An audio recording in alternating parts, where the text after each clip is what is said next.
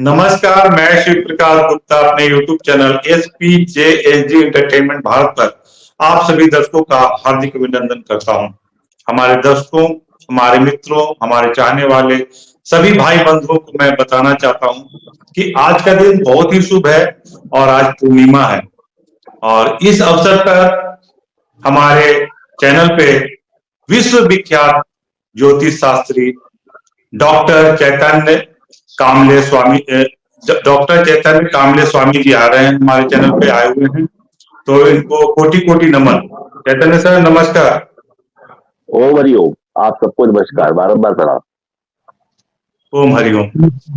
और इनसे बातचीत करने के लिए हमारे चैनल पे बॉलीवुड के महान एक्टर, खास एक्टर हमारे चैनल पे आए हुए हैं देवेंद्र मोदी जी। देवेंद्र मोदी सर नमस्कार। नमस्कार सर। नमस्कार। और नमस्कार। इनसे बातचीत करने के लिए जाने माने एंकर राजीव गुप्ता जी आए हुए हैं। राजीव गुप्ता सर नमस्कार। नमस्कार जी। तो सबसे पहले मैं देवेंद्र मोदी सर से आग्रह करूंगा कि आप बातों का सिलसिला जारी करें। डॉक्टर चैतन्य स्वामी कामले जी, विशेष करके आपको नमस्कार।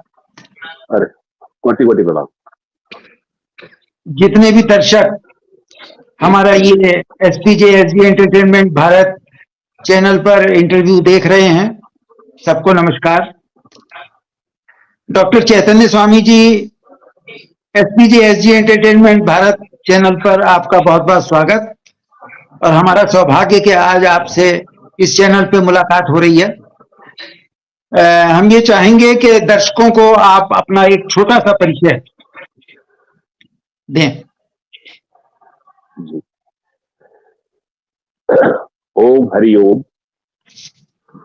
ये जो हमारा चैनल है SPJSG एंटरटेनमेंट भारत, इस चैनल के ऊपर जितने दर्शक हैं जो लाइव जुड़े हुए हैं उन सबको ओम हरिओम, कोटि कोटि प्रणाम। और एक प्रार्थना के साथ, सर्वे भवन्तु सुखिनः, सर्वे सन्तु निरामया, वा भद्राणि पश्यन्तु कश्चित् दुःख भाग् भवेत्। सभी लोग सुखी रहे, सभी निरोगी रहे, सबका कल्याण हो, समृद्ध हो, इस शुभकामना और सदिच्छा के साथ, जैसा कि आदरणीय देवेंद्र जी ने कुछ कहा कि अपना छोटा परिचय दे, तो ये बड़ा कहने को सरल है, पर अपने मुंह से अपने बारे में बोलना काफी जटिल होता है, क्योंकि अपने बारे में क्या बताए। वैसे तो जो दुनियाई जो परिचय होता है, प्रारूप होता है, उसके हिसाब से यह है कि ये जो देह है इसका नाम डॉक्टर चैतन्य स्वामी कामले है, और ये ज्योतिष, फैसिनेटिंग, पामिस्ट्री, न्यूमरोलॉजिस्ट और ग्राफोलॉजी, वॉइस एनालिसिस, ज्योतिष की तमाम गुण विद्याएं, वास्तु और पैरानॉर्मल जो परा अपरा शक्तियां जो होती है, उनकी जो विधाएं जो होते हैं, उन विधाओं के अंदर विगत 32 वर्षों से कार्य कर रहे हैं। और ये कार्य कराने वाले हमारे आध्यात्मिक गुरु है श्री गणेश जी, और उनके अवतार गजानन महाराज शेगांव वाले चिलम वाले बाबा महाराष्ट्र के, इनके सानिध्य से ये कार्य हो रहा है। क्योंकि महाराज 113 साल पहले जीवंत समाधि ले चुके हैं, उसके बावजूद भी उनका मार्गदर्शन प्राप्त होता है। और पिछले 32 वर्षों में कई हजारों नहीं लाखों लोगों को इस बात का लाभ हुआ है, सब जुड़ करके। तो ये छोटा सा पुलिस कार्य लोक कल्याण, जन कल्याण के लिए हम कर रहे हैं और इसी में लगे हुए हैं। इसी के तहत आप हमारे आदरणीय चैनल हेड जो है शिव प्रकाश जी गुप्ता, इन्होंने आमंत्रित किया है और आप सब लोगों के सामने हमको प्रस्तुत किया है। एक बार फिर परिचय है। हाँ, एक बार फिर स्वागत है। ज्योतिष के क्षेत्र में, जैसा कि आपके परिचय से ही पता लगा कि आप विश्वविख्यात प्रकांड पंडित हैं। आसपास एक जिज्ञासा हमारे मन में रहती है कि बहुत सारे लोग ज्योतिष में विश्वास करते हैं। ज्योतिष एक विज्ञान है, नो डाउट। बहुत सारे लोग ज्योतिष में विश्वास करते हैं और बहुत सारे लोग इस पे विश्वास नहीं करते, अपने कर्म पर विश्वास करते हैं। बहुत से लोग ऐसे भी हैं जो न्यूज़पेपर में डेली जो राशिफल आता है उसको पढ़ते हैं। उसमें एक जनरल प्रिडिक्शन की रहती है। तो हमारी ये जिज्ञासा है कि जैसे मेरी कोई भी राशि है, मान लीजिए तुला राशि है मेरी, मैं उसका प्रिडिक्शन डेली पढ़ता हूं, लेकिन कभी भी ये महसूस नहीं होता कि जो कुछ उसमें लिखा है वो अक्षर से सत्य है, और कभी ये भी महसूस होता है कि अक्षर से गलत भी नहीं है। तो उस पर कितना विश्वास किया जाए, क्योंकि वो तो एक जर्नल है और बहुत सारे लोगों के लिए है, वो मेरे ऊपर कितना फिट बैठेगा नहीं बैठेगा, उसको कितना विश्वास में लिया जाए, ये जिज्ञासा है। बहुत ही सुंदर प्रश्न आपने किया है, और आपके माध्यम से न जाने कितने लोगों की जिज्ञासा शांत होने वाली, हमेशा अनेक, क्योंकि इस सवाल से लगभग हर दूसरा तीसरा व्यक्ति वाबस्ता है। होता है ऐसा क्या होता है, इसका मूल कार्य बता रहे हैं आपको, शायद अभी तक पता हुआ नहीं हुआ अपन जानता। ज्योतिष जो होता है, ज्योतिष शास्त्र में जब बालक जन्म लेता है तो हमारे जो वैदिक हिंदू ज्योतिष जो है वो चंद्र पे आधारित होता है। तो जब जिस नक्षत्र में बालक का जन्म हुआ है उसका जो चरण होता है उसके एक अक्षर से आपका नाम रखा जाता है।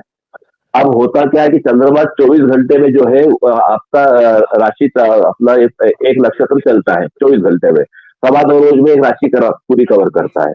तो एक नक्षत्र को 24 घंटे मतलब इसके 4 चरण होते हैं नक्षत्र के, तो चरण के लिए 6 घंटे 5 मिनट का एवरेज टाइम आता है।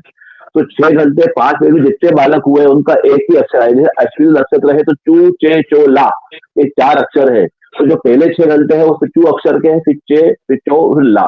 तो इस प्रकार से ये डिवाइड होता है। तो जो ब्राह्मण लोग कर देते हैं कि आपका नाम सब चू चे चो ला है, 4 अक्षर से कहीं भी कोई भी अक्षर सिलेक्ट करके रख लो, ये सर्वदा गलत है।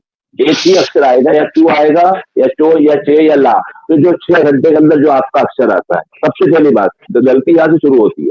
अब उसके बाद जैसे आपने कहा कि आपकी तुला राशि है, अब तुला राशि वालों का जो राशिफल निकलता है वो राशि निकलता है।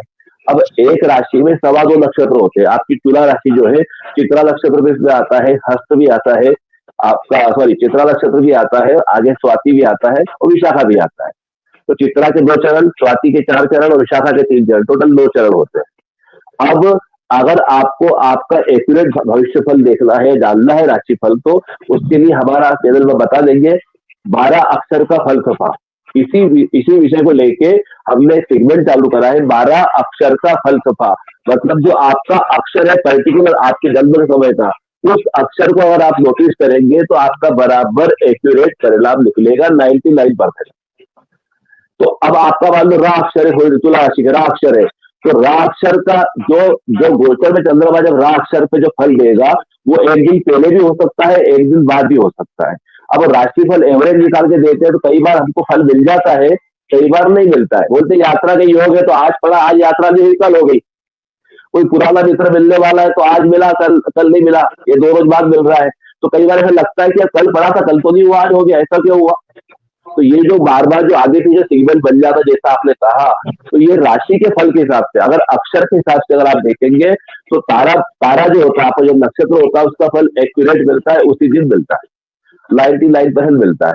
लेकिन होता क्या है कि एक राशि में 2.25 नक्षत्र है, मतलब एक नक्षत्र में 4 चरण है, तो टोटल एक राशि में 9 चरण होते हैं। तो एक नक्षत्र के 4 चरण, एक नक्षत्र के 4 चरण और एक नक्षत्र का 1 चरण, 2.25 नक्षत्र कहलाते हैं। तो आपके जो चित्रा के 2 चरण आ रहे हैं तुला राशि में, स्वाति के 4 आ रहे हैं, चारों तो कितने हो गए 6, और विशाखा नक्षत्र के 3 आ रहे हैं, मतलब कितने हो गए 9। तो ये 3 चरणों के साथ जब चित्रा का जो फल आपका अगर जन्म का नक्षत्र चित्रा है तो चित्रा नक्षत्र का जो फल राशि का बताया जाएगा वो आपको सूट करेगा, स्वाति का नहीं करेगा, विशाखा का नहीं करेगा। तो यहाँ पे गड़बड़ हो जाती है। ये बहुत क्लिष्ट विषय है, बहुत बारीक है, इसको जनरली ज्योतिषी लोग डिस्क्राइब नहीं करते। और इसी मुद्दे को हल करने के लिए गुरु जी कृपा से हमने 12 अक्षर का फलसफा निकाला है। जो नक्षत्र आपका है ना, वैसे एक ही नक्षत्र, मान लो कि मंगल है, चित्रा नक्षत्र का स्वामी मंगल है, तो मंगल के टोटल 3 नक्षत्र है, चित्रा भी है, मृगशीर्ष भी है, धनिष्ठा भी है। तो ये तीनों नक्षत्र भी अक्षर है, 4 4 4 12 अक्षर। इन 12 अक्षरों को लेके प्रेडिक्शन किया जाता है। किसी का गुरु का नक्षत्र विशाखा है तो विशाखा भी आएगा आपका, पुनर्वसु भी आएगा और पूर्वा भाद्रपदा भी आएगा। ये तीनों नक्षत्र गुरु के, इन तीनों नक्षत्र 4 4 4 12 अक्षर, मतलब प्रत्येक ग्रह के प्रत्येक नक्षत्र के हिसाब से 12 12 अक्षर होते हैं। तो ये 12 अक्षर का फलसफा बोला है इसको। तो आपका जो अक्षर होगा चू चे चो ला या जो अक्षर है, सिर्फ आपको अपना अक्षर याद रखना है और जो राशि जो फल दिया है उस दिन का पर्टिकुलर वो फल पढ़ना है। आप चाहे तो आप पहुंचा सकते हैं, आप 8 दिन तक क्रॉस चेक करें अपने आप को और आप खुद पाएंगे कि 8 में से 4 से 5 6 दिन 7 दिन लगभग गणित वही बैठा जो लिखा हुआ था। ये बड़ा चमत्कारी और बड़ा रोचक विषय है और बहुत अच्छा फल देने वाला है। आप चाहे तो इसको अपना सकते हैं। ये आपके प्रश्न का उत्तर है, आगे और आप बताइए। हाँ, मेरी जिज्ञासा ये थी कि न्यूज़पेपर में नक्षत्र तो नहीं दिए रहते, राशि दी रहती है कि ये तुला राशि का है, ये मेष राशि का है, ये वृष राशि का है, और ये भी लिखा रहता है कि ये चंद्रमा के अनुसार है। तो चंद्रमा की स्थिति प्रत्येक दिन बदलती रहती है, तो ये कैसे मान लें कि ये मेरे नक्षत्र के हिसाब से कौन सी प्रेडिक्शन इसमें सही है? क्योंकि आपने बताया कि आप अपने नक्षत्र के हिसाब से अगर चेक करेंगे तो वो सही मिलेगा। ये हो सकता है कि सुबह ना हो, शाम को सही हो, शाम को ना हो, अगले दिन मॉर्निंग में सही हो। लेकिन न्यूज़पेपर में जो जनरल एक प्रेडिक्शन दी रहती है, उस पर कहां तक विश्वास किया जाए या उस पर न किया जाए, केवल अपनी पत्री पे किया जाए? ये अगर आपको, जी धन्यवाद, बहुत अच्छी बात है।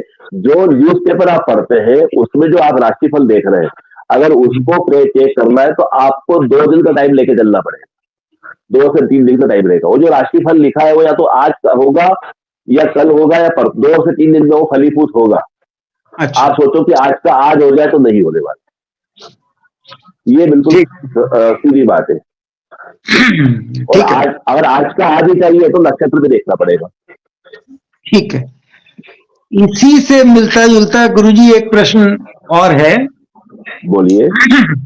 एक ही समय में बहुत सारे बच्चे जन्म लेते हैं पूरे भारत में, कोई कहीं लेता है, कोई कहीं लेता है, तो उनकी कुंडली में जो ग्रहों की स्थिति होगी वो लगभग वही होनी चाहिए जो उस पर्टिकुलर समय में जन्म लेने वाले बच्चों की है।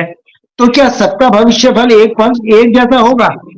एक जिज्ञासा तो यह है, और दूसरी है कि कभी कभी जुड़वा बच्चे भी एक ही समय में जब पैदा होते हैं 1-2 मिनट के डिफरेंस पर, तो उनका तो भविष्य कभी कभी एकदम एक दूसरे से उलट भी हो जाता है। ऐसा क्यों होता है? बहुत सुंदर प्रश्न है। प्रश्नों की आपकी जो परंपरा क्रम बहुत अच्छा है, तारीफ काबिल है, इसका कोई दिक्कत नहीं। लेकिन जो आप प्रश्न पूछ रहे ये भी लोगों के जहन में रहता है कि आखिर क्यों, क्योंकि जो ज्योतिष को चैलेंज करते हैं, जो नहीं मानते, उनके लिए ये चीजें बिल्कुल एक हथियार जैसे तरका तीर भरे रहते हैं हमेशा कि हाँ लगा चला दिया। अब ये जो उसके उत्तर के छोटा डिस्क्राइब मैं करूंगा, उसको आप समझ लेंगे तो काफी चीजें कंसेप्ट क्लियर हो जाएंगी। क्या होता है कि जो आप जो ज्योतिष को लेकर किसी जा रहे हैं या सुख दुख जो भी आप बात कर रहे हैं जिस प्रकार की जीवन के बारे में, तो हमारा जो जीवन है वो द्वैतवाद पे है। सुख दुख, आशा निराशा, मान अपमान, जय पराजय, जो भी लाभ हानि जो भी है, तो इन तमाम के पीछे 4 खास पिल्लर है। जैसे एक टेबल होती, मेज होती, 4 पाए होते हैं, 4 पिल्लर है। तो ये 4 पिल्लर कौन कौन से है? सबसे पहले फर्स्ट ऑफ ऑल प्रारब्ध, जो फिक्स एस्ट्रोलॉजी कहलाती है, जो पूर्व जन्म में जो आपने कर्म करे वो। देर आफ्टर सेकेंड है आपका वास्तु, जो जिसमें आप रहते हैं वो। तीसरा जो कुंडली के जो ग्रहों की जो रूटीन प्लेनेट चलते हैं, जो महादशा है, जो वो गोचर में ग्रह चलते हैं वो। और चौथा होता है आपका कर्मा, जो आप कर्म कर रहे हैं। तो ये जो चारों जो रहते हैं, ये चारों के आधार पे सारा जीवन चलता है। यदि कि एक घर में एक ही माँ के कोख से निकले जो जुड़वा भाई या बहन जो भी होते हैं, वो एक कोख से निकलने के बावजूद भी कई मायनों में अलग अलग होते हैं। किसी का प्रारब्ध अलग होता है, किसी के जैसे वही बार घर बदल जाते हैं, बाबा क्या रह रहा है तो मौसी क्या रह रहा है, कहीं वास्तु बदल जाता है, कहीं संस्कार बदल जाते हैं, कहीं कर्म बदल जाते हैं, स्वभाव बदल जाते हैं। तो उससे जो है इस जीवन में बहुत सी बदलाव उनके आ जाते हैं। तो इसलिए सिर्फ जो पत्रिका को लेकर अगर आप प्रेडिक्ट करते हैं कि जो भाई बहन एक ही पत्रिका है, ग्रह है, सब कुछ है, तो असर क्यों नहीं आ रहा है, क्यों जैसा नहीं हो रहा है? तो इसके पीछे कारण ये रहते हैं। दूसरी बात, जब सूक्ष्म गणना की जाती है पत्रिका की एक नक्षत्र एक समय पे, तो 10 मिनट, 5 मिनट, 15 मिनट का जो हेर फेर हो जाता है, उसमें सूक्ष्म तौर पे अलग अलग फिल्टर होते हैं, षडबल होते हैं, नवभाष कुंडली होती है, षोडश हवर कुंडली होती है, अलग अलग कुंडलियों में फर्क जो है बारीकी जाने पे, बहुत ज्यादा बारीक अध्ययन करने पे अलग अलग फर्क आ जाता है। और वो फर्क इतना बड़ा होता है जवाब, जैसे कि एक लकीर है, आपको नग्न आंखों से, चर्म चक्षु से लकीर दिख रही है, जब माइक्रोस्कोप में जाके देखते हो, बड़ी करते हो, लकीर बहुत बड़ी दिखती है, और वो छोटे छोटे बैक्टीरिया दिखते हैं, समझ आ रही बात। तो माइक्रोस्कोप जब दे जाके देखते हैं तो वो चीज बड़ी हो जाती है। इसी प्रकार दिखने में ऊपरी सतह पे वो चीज बारीक दिखती है, एक समय में हुआ है, लेकिन जब माइक्रो देखते हैं, जब बारीक उसको करते हैं, अलग अलग फिल्टर में जाते हैं ज्योतिष की विधाओं से, तो बहुत बड़े बड़े परिवर्तन देखने को मिलते हैं। इसीलिए एक समय में जन्म लिया बच्चा एक राजा होता है और एक रंक हो जाता है। तो इसके लिए ज्योतिष का विशेष ज्ञान और उसके लिए समय और गणना जरूरी है, जो व्यक्ति हर सामान्य तौर पर व्यक्ति नहीं करते, इसलिए फर्क मिलता है। अगर आप संतुष्ट हैं बताइए, फिर वो भी सब डिस्कस करें। जी, इसी से, क्योंकि ये तो सब्जेक्ट जो है इतना बड़ा है कि मतलब जिज्ञासाएं बढ़ती चली जाती हैं, आप जितना ज्यादा गहरे में जाते हैं। बराबर। जब कोई बच्चा पैदा होता है तो उसकी कुंडली बनाई जाती है जी, जो ग्रह जहां पर स्थित है, और उस कुंडली को देखकर उसके पूरे जीवन की प्रिडिक्शन की जा सकती है कि कब उसकी नौकरी लगेगी, कब उसकी शादी होगी, उसके बच्चे होंगे तो कितने होंगे, धन आएगा तो किस उम्र में आएगा, सफलता मिलेगी तो किस, ये सब पहले से डिसाइड होता है। उस कुंडली को देख के प्रिडिक्शन की जा सकती है। इसका मतलब ऊपर वाले ने पैदा करते समय हमारे प्रारब्ध के हिसाब से हमारा भविष्य निश्चित कर दिया है। फिर ये क्यों कहा जाता है कि जैसा कर्म करोगे वैसा फल मिलेगा? फल तो ऊपर वाले ने पहले ही निश्चित कर दिया, कुंडली बन गई हमारी। ठीक है, बराबर।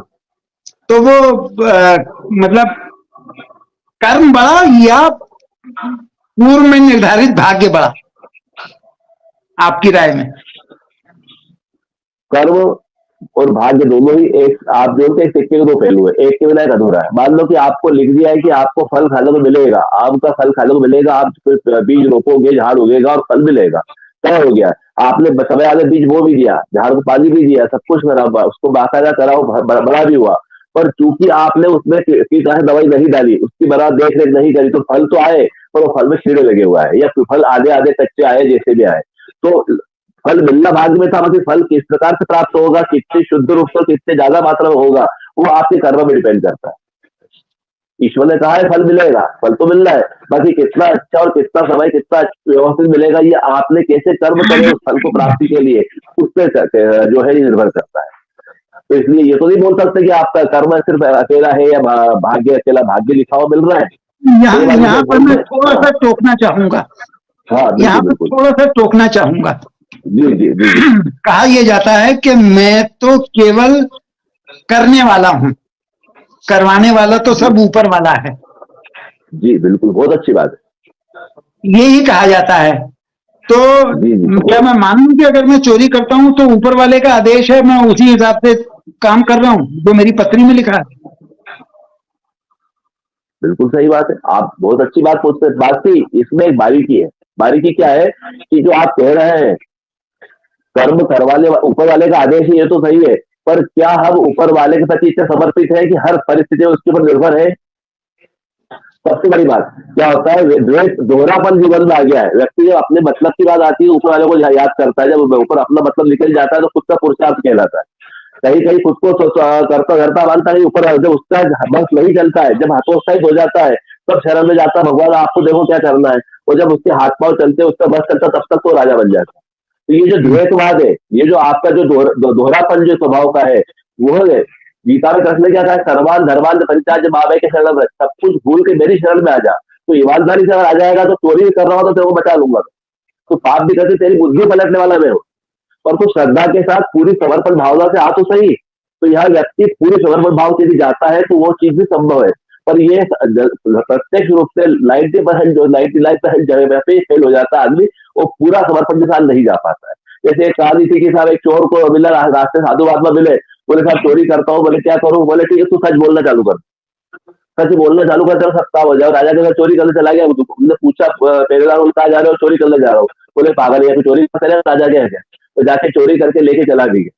तो सच बोलना, एक गुरु की आज्ञा पालन कर ली, एक धर्म में चला व्यक्ति तो निकल के आया। तो मतलब ये जो है, अगर आप वाकई ईश्वर को मानते हो, समर्पण पूरा है, तो निश्चित तौर पे ईश्वर साथ देगा, पर समर्पण पूरा चाहिए, दोहरापन नहीं चाहिए कि कुछ काम में ईश्वर आगे कुछ काम में अपन आगे, या तो ईश्वर की तरफ पूरे झुक जाओ या पूरा अपने में ले लो। ये जो जो जो हमारी जो सनातन धर्म के जो सिद्धांतों का जो कचरा हुआ है, जो चीरफाड़ हुई है, लोगों ने अपने अपने हिसाब से उसको कर दिया, जिसको जो लगा उसने उसको तोड़ मरोड़ के पेश कर दिया। तो अगर आप पूरा समर्पण रखते हो, पूरी श्रद्धा है, तो हम बोल रहे हैं कि अगर ईश्वर प्रति पूरा समर्पण है तो निश्चित तौर पर ईश्वर गलत आपके हाथ से होने देगा नहीं, और कभी गलती से हो गया है तो उसको सुधारने की जवाबदारी भी ईश्वर ही लेगा और करेगा, और आप बाहर आओगे। ऐसे कई उदाहरण जीवन में मिल जाएंगे देखने। तो ये आपने बहुत अच्छी बात पूछी, इस बहाने कम से कम लोगों तक ये बात पहुंच रही है कि वाकई सच क्या है। बहुत सुंदर प्रश्न है आपका, अध्यात्म का भी और व्यवहार दोनों का मिला हुआ प्रश्न है, बहुत सुंदर प्रश्न। मतलब आपका कहने का ये है कि अगर मेरी पत्री में ग्रह दशा खराब भी दी हुई है और मैं ईश्वर के प्रति समर्पित विश्वास रखते हुए कर्म करता हूं, तो उन ग्रहों के असर को बदला जा सकता है। एग्जैक्टली 100%। सदगुरु प्रारब्ध बदल सकते हैं, उनके पास ताकत है कि प्रारब्ध बदल सकते हैं। ऐसे उदाहरण है, एक गरीब स्त्री बच्चे की पत्रिका को लेकर चिंतित थी, एक सिद्ध पुरुष थे उनके पास गई, उन्होंने जमीन से उसकी पत्री बना करके उसका मृत्यु योग का वो टाल दिया। ऐसे कई उदाहरण है। प्रारब्ध बदलना सदगुरु ईश्वर के हाथ में है, अगर वो चाहे तो बदल सकता है, आपके मन भाव को बदल करके, आपके संस्कार बदल करके, आपकी जो जो सोच है आपकी बदल के आपके प्रारब्ध बदल सकता है। इसमें पर शर्त यह है कि शुद्धि से समर्पण भाव पूरा हो, समर्पण भाव पूरा हो, समर्पण भाव पूरा होगा तो निश्चित होता है। वो कहते हैं सजदे में सर हो, सजदे में सर हो, दिल में दगाबाजी हो, ऐसी इबादत से भला कैसे खुदा राजी हो। सजदे में सर हो और दिल में दगाबाजी हो, तो ऐसी इबादत से बाहर कैसे खुदा राजी हो। तो सजदे में सर तो है और दिल में दगाबाजी है। आजकल ये चल रहा है, दोहरापन चल रहा है, विरोधाभास चल रहा है, इसलिए लोग परेशान हो रहे हैं। कहीं भी एक तरफ नहीं है व्यक्ति, आज वर्तमान में कहीं भी नहीं है। तो अगर आप बोल रहे हैं बिल्कुल निश्चित हो सकता है, और हमने तो कई उदाहरण लिए, हमारा खुद का जीवन का अनुभव है, लोगों को उदाहरण लेके कि सदगुरु चाहे तो कुछ भी कर। ये मेरी व्यक्तिगत राय, बाकी आप भी अपना अनुभव लेके देख सकते हैं दर्शक लोग भी, नो डाउट। बाकी बिल्कुल हो सकता है, निश्चित हो सकता है। ऐसा भी होता है पत्री जो हमारी बनती है वो जन्म समय के हिसाब से बनती है, जिसके बाद भी हम पंडित के पास बनवाने जाते हैं तो वो ये कहता है कि आप अपना जन्म स्थान और जन्म समय बताइए। तो जन्म समय मतलब कौन सा माना जाए, जब शिशु का प्रथम अंग बाहर निकले उसको, पूरा बाहर निकले उसको, पृथ्वी टच करे उसको, या जब बच्चा रोए उसको, मतलब जन्म का समय किसको मानना चाहिए। क्योंकि कभी कभी ऐसा होता है कि शिशु का एक अंग बाहर वातावरण में दिखाई दिया, लेकिन पूरा आने में, बाहर आने में 1 घंटा लग गया। तो जन्म समय का आंकलन हम कैसे करें कि सही जन्म समय क्या है। ये क्वेश्चन मेरा इसलिए है कि कभी कभी ऐसा होता है कि मैंने अपना जन्म समय देके पत्री बनवा दी, किन्हीं पंडित जी को दिखाई, उन्होंने कोई भविष्यवाणी करी और वो सही साबित नहीं हुई, तो उनका कहना ये होता है कि मैंने तो बेटा पत्री देख के बताया था, अब पत्री सही बनी हुई है या नहीं बनी हुई है ये मुझे नहीं पता। अगर पत्री गलत बनी हुई है तो प्रेडिक्शन गलत होगी, और सही बनी है तो सही होगी। तो मेरी पत्री सही बने उसके लिए मैं सही समय कौन सा चुनूं। बिल्कुल सही बात, अच्छी बात है। अगर पत्री को आप इस जन्म समय को लेके विचार करते हैं तो सबसे पहले ये अलग अलग स्टेप पे चलती कहानी। सबसे पहले जब कंसीव होता है, गर्भधारण होता है, शुरुआत वहां से हो जाती है, जो बुलबुला बनता है, उसके बाद अवयव बनते हैं, और अवयव बनना जो जीव आत्मा जब प्रवेश करती है उसके अंदर हो जाता है, और उसके बाद जब शिशु बाहर आता है, शिशु बाहर आता है, तो शिशु का बाहर आने के लिए 2 से 3 स्टेप लगती है। एक तो शिशु का अंग बाहर आया, पहला सबसे पहले हवा में आया वो, दूसरा जी पूरा शरीर बाहर आ गया, तीसरा उसकी प्लेसेंटा जो आहार नाल है उसका रिलेशन उसकी मां से है। जी तो जो लाल छेदन होगा, जब प्लेसेंटा जब कटेगी तो वो उसका जन्म सही होगा, और उसके बाद भी जन्म पूरा तब तक होता जब तक कि वो रोता नहीं है, क्योंकि वो जीवित है या नहीं है, कैसे उसका स्वस्थ है या नहीं पता नहीं चलता है। तो कई बार नर्स या दाई जो है उसको बाहर से थपथपा करके रुलाती है, ताकि मालूम पड़े कि वो चल रहा है, उसकी धड़कन जो है हार्ट बीट वगैरह नॉर्मल है कि नहीं। तो ये 3 स्टेप हो जाती है। तो सबसे जो महत्वपूर्ण स्टेप होती है माँ के आहार नाल का छेदन होना, क्योंकि जैसे हम अंतर से जाते हैं तो हमारी पॉड लगी रहती है, रॉकेट से बाहर जाते रहेंगे, तो जब तक जुड़े, अगर वो हट जाएगी तो वो उड़ते ही रहेंगे अंतरिक्ष में। तो वो जो संबंध है वो माँ से संबंध जो रहता है वो नाल पर रहता है, आहार नाल के कटने के समय को सही समय माना जाता है। और उसके बाद उसका रोना तो फिर वो है ही, जो अलग चिकित्सा के कारण जो है। बाकी आहार नाल से जब तक बच्चा जुड़ा हुआ तब तक उसका जन्म पूरा नहीं हो, क्योंकि वो डिपेंड है मदर के ऊपर। आहार नाल का छेदन होना ही उसका सही जन्म। तो एक बात, दूसरी बात और बता दूं आपको मैं कि इसके साथ साथ हमारे जो इसमें जो कर्तल होता है, जो पामिस्ट्री होती है, जब बच्चा जन्म को आता है तो कुछ रेखाएं उसकी बनी हुई आती है हथेली पे, जी कुछ रेखाएं छोटे बच्चे की बनी हुई आती है, 3 रेखा, हृदय रेखा, बाकी मस्तिष्क रेखा, 2-3 रेखा बनी हुई आती है। तो इसका मतलब क्या हुआ? इसका मतलब ये हुआ कि जब गर्भ में बच्चा था तो उसकी रेखाएं बन चुकी थी, मतलब ईश्वर ने उसको सब लिखा करके पहुंचा दिया।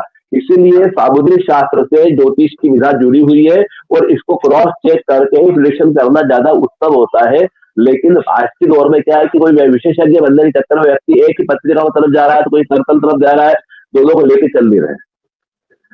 और जो लोग बोलते हैं कि समय सही नहीं था, हमने तो हमारे काम कर दिया, तो वो लोग अपने आप कहीं ना कहीं या तो अपनी असमर्थता को, अपने समय को, या अपनी अयोग्यता को, या जो भी वो नहीं कर पाए उसको कहीं ना कहीं वो कवर करते हैं। मैं बोल रहा हूँ आप पत्रिका सही बनाओ, डिटेल बनाओ, उसका कर्तन देखो, चेहरा देखो, सामुद्रिक देखो, सबको मिला के क्रॉस चेक करके करो ना प्रेडिक्शन, क्यों नहीं होता? बिल्कुल होगा। 9% तो प्रेडिक्शन नहीं होगा। अब 2-5% तो प्रेडिक्शन तो आगे पीछे हो सकता है आपके व्यवहार से, कर्मों से, बाकी लगभग जाएगा। पर व्यक्ति सिर्फ एक शाखा को पकड़ लेता है, डगाल को, और बोलता है मैंने पूरा झाड़ पकड़ लिया, तो इसको थोड़ी होता है। झाड़ की जड़ में ज्यादा पड़ेगा। और यही अभाव है, यही दुख का कारण है कि आजकल ये जो है आधा अधूरा जो नॉलेज है, या आधा अधूरा परिश्रम जो है लोगों को तकलीफ देता है, और यह लोगों की आस्था को तोड़ करके नास्तिक बनाता है, इससे दूर करता है। जबकि ये बहुत शुद्ध और पवित्र शास्त्र है, और बहुत एक्यूरेट भी है। अगर व्यक्ति ईमानदारी से, तो लोग भी साथ दे, जो यजमान है वो भी साथ दे, समय दे, सहयोग करे, और ज्योतिषी भी साथ दे, दोनों मिलकर सहयोग करे, निश्चित रूप से रिजल्ट आएगा, क्यों नहीं आएगा? तो ये एक बात है। बताइए आगे कैसा। हाँ। समाज में मोदी सर, राजीव सर को भी मौका दिया जाए। राजीव सर। अच्छा राजीव जी पूछिए, आप पूछिए। ओके। नहीं, बात चल रही है तो नहीं, हाँ। मोदी सर जो पूछ रहे हैं उसी में मैं भी जानना चाहूंगा कि जैसे बच्चा कोई जन्म लेता है तो उसको उसकी कुंडली बनती है, तो उसमें प्लेस ऑफ बर्थ बहुत इंपॉर्टेंट होता है, और लैटिट्यूड लॉन्गिट्यूड उसका क्या महत्व है उसकी कुंडली में? मतलब लैटिट्यूड लॉन्गिट्यूड क्यों चाहिए? और मतलब बच्चे के जन्म की कुंडली के एक्यूरेट होने के लिए, बिल्कुल सही बनने के लिए।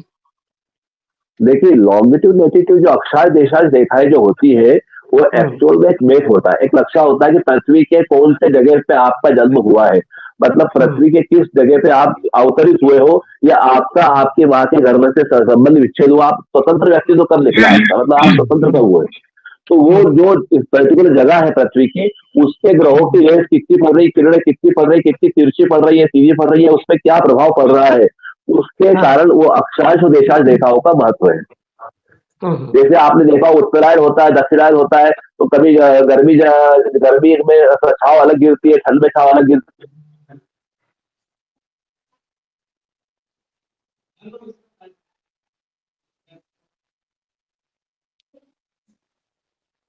तो ये जो परिवर्तन जो होता है अक्षांश दिशा रेखाओं से पर्टिकुलर उस स्क्वायर में उस जगह पे जो प्रभाव पड़ रहा है, ग्रहों का रश्मियां पड़ रही है, उसका जो प्रभाव है उसको देखने के लिए, और उस जन्म के समय उस जगह पे जो रश्मियां पड़ी थी, जो ग्रहों की स्थिति, जो रश्मियां जो रुक जा रही है आवाज। नेटवर्क का इशू है। परिणाम उस बालक के जीवन पे होगा, वो इसके लिए अक्षर जैसा देखा जरूरी है, और इस अक्षर जैसा देखा होगा आकलन जरूरी है, इसलिए जन्म स्थान का होना भी जरूरी है। ये फर्क रहता है। अच्छा अच्छा। और दूसरा मैं जानना चाहूंगा आपसे, सुन रहे हैं ये? हाँ बिल्कुल सुन रहा, बताइए, बोलिए बोलिए, स्वागत है। मैं ये जानना चाहूंगा कि शुभ कार्य जो हम करते हैं तो उसमें कौन सा योग रहता है और उसके लिए कोई समय निर्धारित रहता है क्या? कोई भी कार्य हम लोग करने जाते हैं तो पंडित को दिखाते हैं कि कोई शुभ कार्य के लिए कौन सा योग है, उसके लिए समय कौन सा ठीक रहेगा, उसका क्या महत्व है और कितना समय रहता है ऐसा शुभ योग मतलब? अच्छा अच्छा।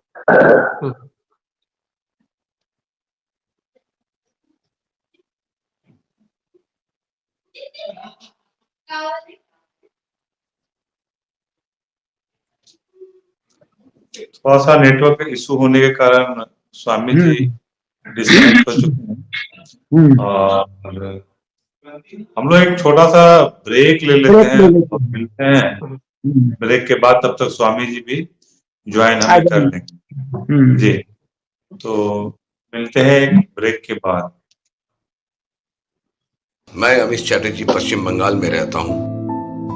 अगर आपको झारखंड के धनबाद इलाके में कोई खूबसूरत सी जमीन की आवश्यकता है, आप जमीन खरीदना चाहते हैं, तो आप नीचे दिए गए नंबर पर कांटेक्ट करें। मुझे पूरा यकीन है कि आप निराश नहीं होंगे।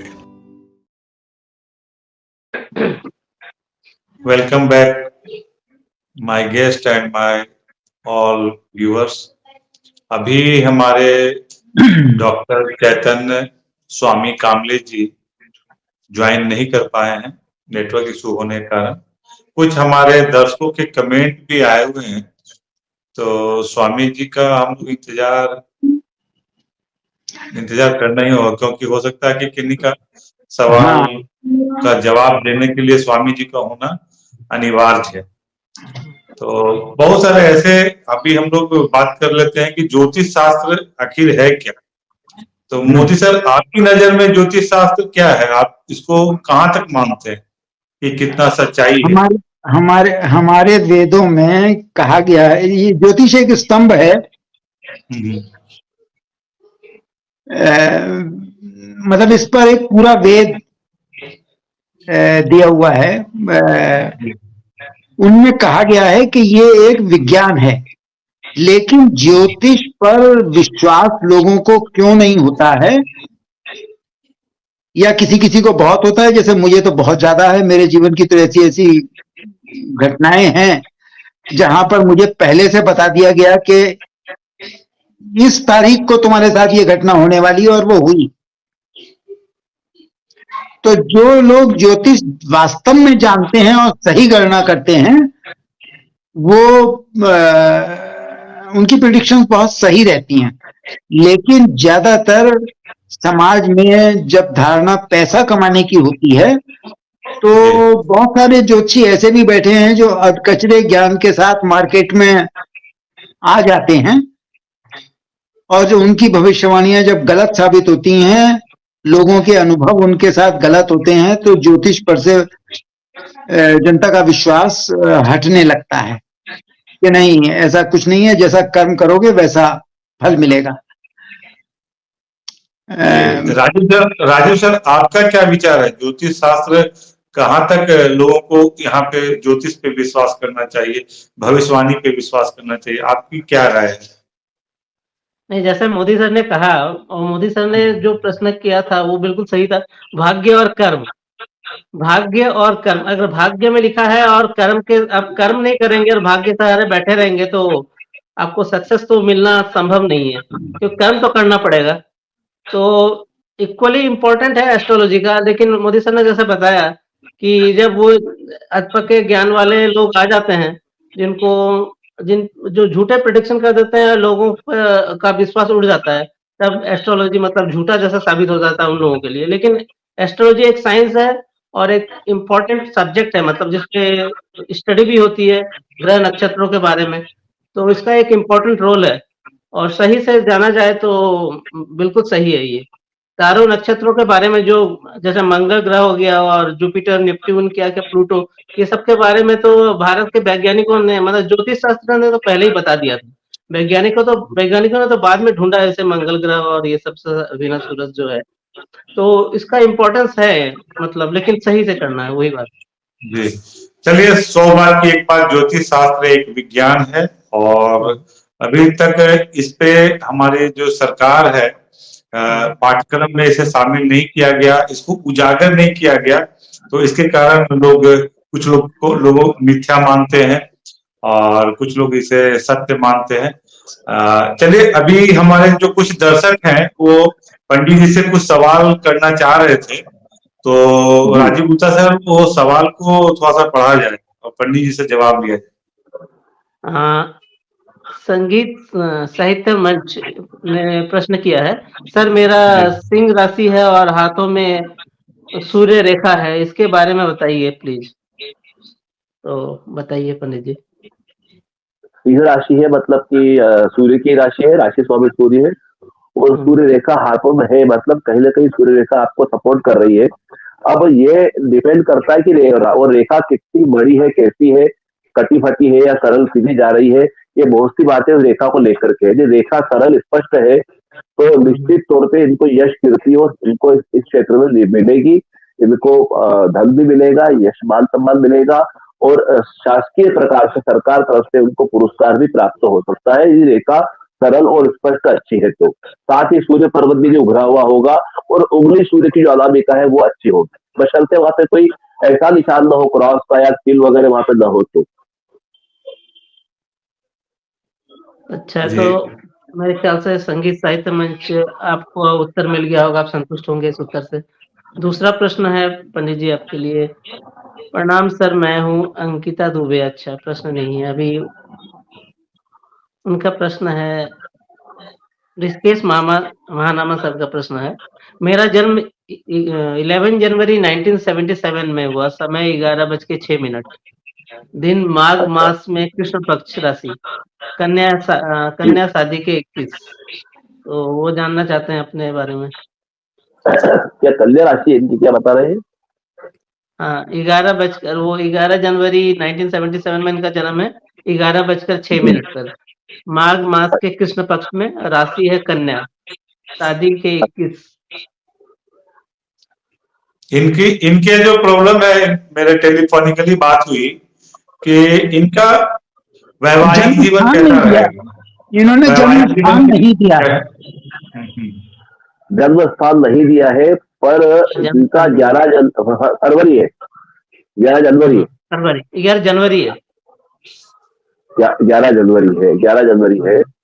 अच्छा हाँ, तो 11 जनवरी है, कन्या राशि है। हाँ, इन्होंने अपना वो जन्म स्थान भी फिर लिख रहे हैं, मेरा जन्म 11 जनवरी 1977 11:06 पर, दिन माघ कृष्ण पक्ष, राशि कन्या, शादी के 21 साल हो गए, लेकिन मेरी पत्नी से मनमुटाव रहता है और मामला कोर्ट तक चल रहा है, समाधान कब होगी।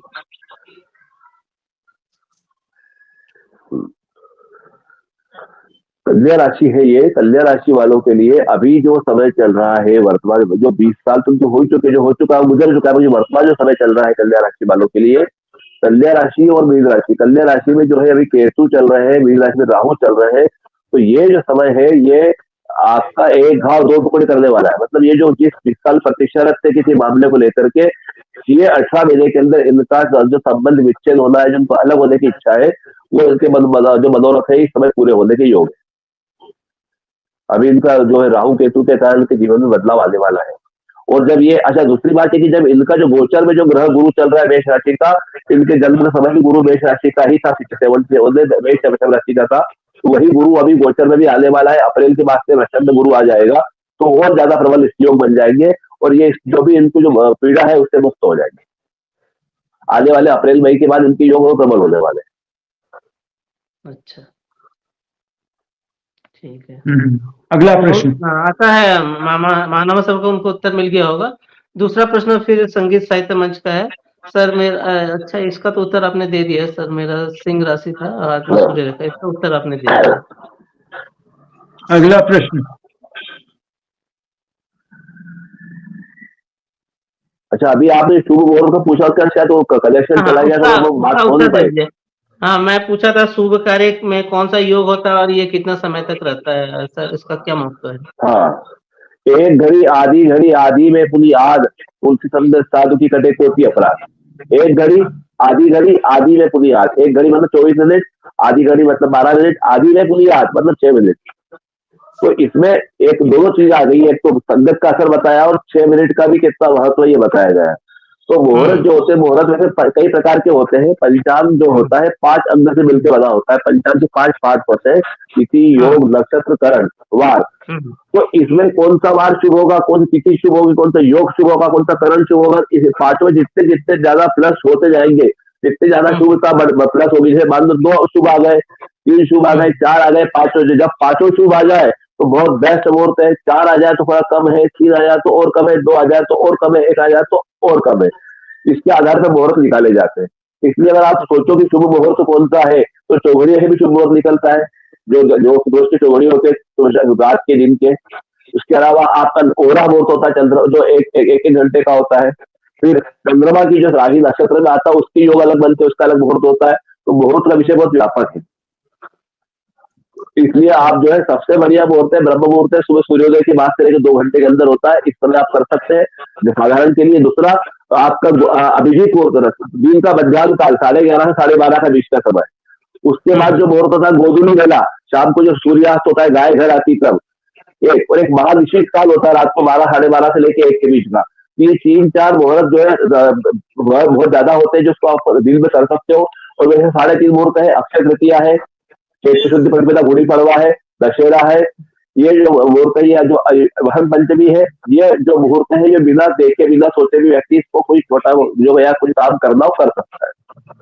लेकिन फिर भी शादी विवाह जैसे कामों के लिए एक बार किसी ज्योतिषी पंडित से पूछ करके करना ज्यादा अच्छा है, कि जिंदगी भर का सवाल देता है।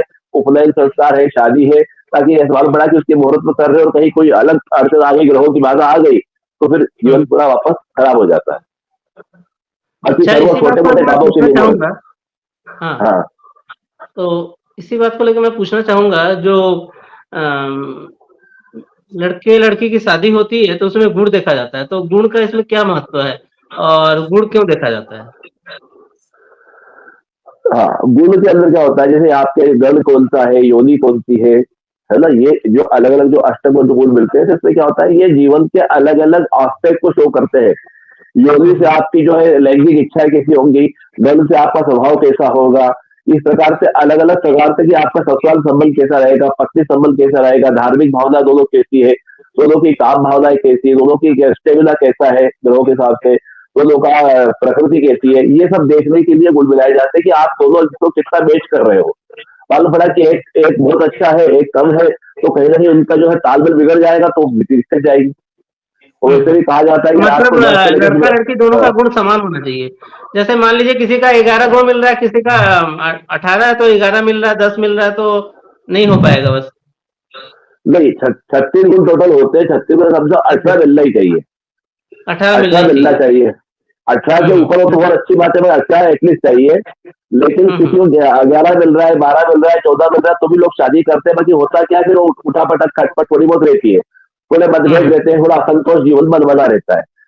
हुँ, हुँ। लेकिन वही कोई प्रेम विवाह है या बहुत कपल अंडरस्टैंडिंग वाले हैं एक दूसरे को लेकर के, तो एडजस्ट कर लेते हैं, और कई बार नहीं हुँ, भी कर पाते। जैसे अभी हुँ, बहुत सही अच्छा बात। मूड हुआ तो व्यक्ति गलती माफ कर देगा, कहीं उसका मूड बाहर से घर बाजार से आया, भंड हो रहा है मूड उसका, और घर में छोटी गलती हुई तो बाहर का गुस्सा घर में उतार देगा। हुँ, हुँ।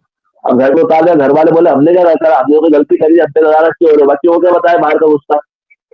हुँ, तो हुँ। ऐसे कई बार हो जाता है, जब समय अच्छा होता है तो बड़ी बड़ी गलतियां माफ हो जाती है, और जब समय खराब होता है छोटी सी बात से इरिटेशन हो जाता है और बात बिगड़ जाती है। हुँ, हुँ।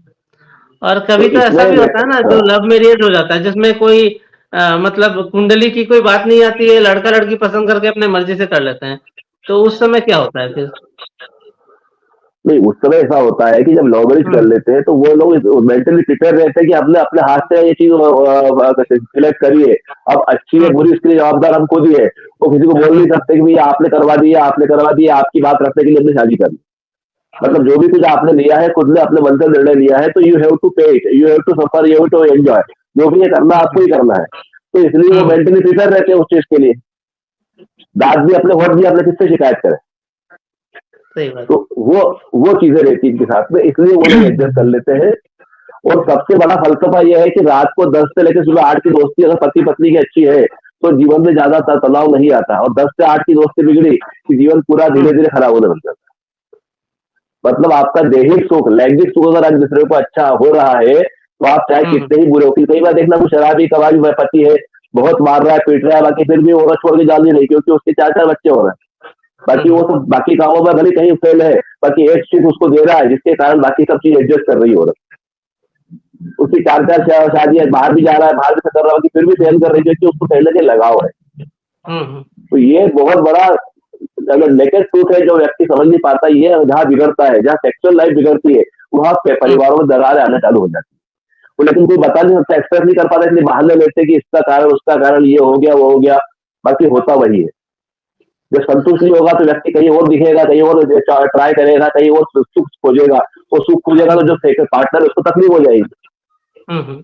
वो अपनी गलती स्वीकार नहीं कर पाएगा, लेकिन उसको देखेगा कि वो कहा जा रहा है, क्या कर रहा है, फिर वो उसकी शिकायत हो, ऐसे करते करते वो चीजें जो फसाद बढ़ते जाते हैं, और मूल कारण उसका एक ही रहता है। ये मेरे को अब तक के अनुभव में आया, देखने आया कि लगभग बातें यहाँ होती है। ये अगर आपने धर लिया तो सब हो गया, भोजेशु अम्बा शैलेशु रंबा। वो जो स्त्री हो कि भोजन कराए तो माँ की तरफ घर बन जाए, शहर में आए तो रंबा बन जाए, इस प्रकार पुरुष भी अगर उसको टेक करे, उसको घुमाने ले जाए, अच्छा रखे, सब करे, दोस्ती व्यवहार रखे, मित्रों से बात सलाह करे, अच्छे प्रेम करे, तो कहाँ दिक्कत जाएगी बताओ? लेकिन ये हो नहीं पाता है। और ये ज्योतिषी में योनि का क्या महत्व है, और योनि के बारे में जानना चाहूंगा। योनि से मतलब होता है कि आप किसी योनि से मतलब जैसे पिछले जन्म आप बंदर थे, गाय थे, भैंस थे, बकरी थे, घोड़ा थे, क्या थे, वो जो योनि है उस योनि के गुण धर्म आपके अंदर है। कहते हैं अंतमति सो गति, जब व्यक्ति मृत्यु को प्राप्त होता है तो अंतिम जो गति होती है, जो उसकी बुद्धि होती है, वैसे गति हो जाती है। अगर आपका किसी का अंत समय आया और उसका अगर पूरा ध्यान भगवान में लगा हुआ है तो भगवत धाम जाएगा। अगर उसका ध्यान पैसे में लगा हुआ, पैसा तो वो पैसे में लेकर के ही बैठा रहेगा, अपने धन से पुण्य मार्ग में बैठ जाएगा। और अगर उसका ध्यान किसी यौन संबंध में है या कामेच्छा के अंदर उसका ध्यान है, उसमें अगर उसने जीवन छोड़ा है तो वह उसको लेकर के ही रहेगा। तो वो जो उसकी योनि रहती है, जो मुक्त प्राणी जो होते हैं उनकी जो योनि, जो उनको जो संस्कार रहते हैं, उस संस्कार के हिसाब से वो इस जन्म में भी व्यवहार करते हैं। कोई उदास रहता है, कोई बहुत फुर्तीला रहता है, कोई धीरे धीरे चलता है, कोई बहुत जल्दी चलता है, कोई सबकी अपनी स्टेप होती है अलग अलग। तो उससे उसके सेक्सुअल ऑपरेशन का, सेक्सुअल अपील का आकलन किया जाता है कि ये कैसे करेगा, किस प्रकार से करेगा, और संतुष्ट करेगा नहीं करेगा, और सामने वाला पार्टनर इसका संतुष्ट हो पाएगा नहीं हो पाएगा, दोनों की डिजायर कैसी रहेगी, सेटिस्फेक्शन होगा कि नहीं होगा। अगर नहीं हो रहा है तो ये शादी मत होने दो, और हो रहा है तो होने दो। मतलब शास्त्रों में भी लिखा हुआ है कि आप संतुष्ट हो तो ही आगे बढ़ो, नहीं तो मत बढ़ो। लेकिन हम क्या करते हैं, अपने बाकी चीजों को जोड़ने के लिए कि लड़का अच्छा है, घर अच्छा है, पढ़ाई अच्छी कर ली, समाज अच्छा रहा है, लड़की अच्छी है, दिखने में अच्छी है, कर दो।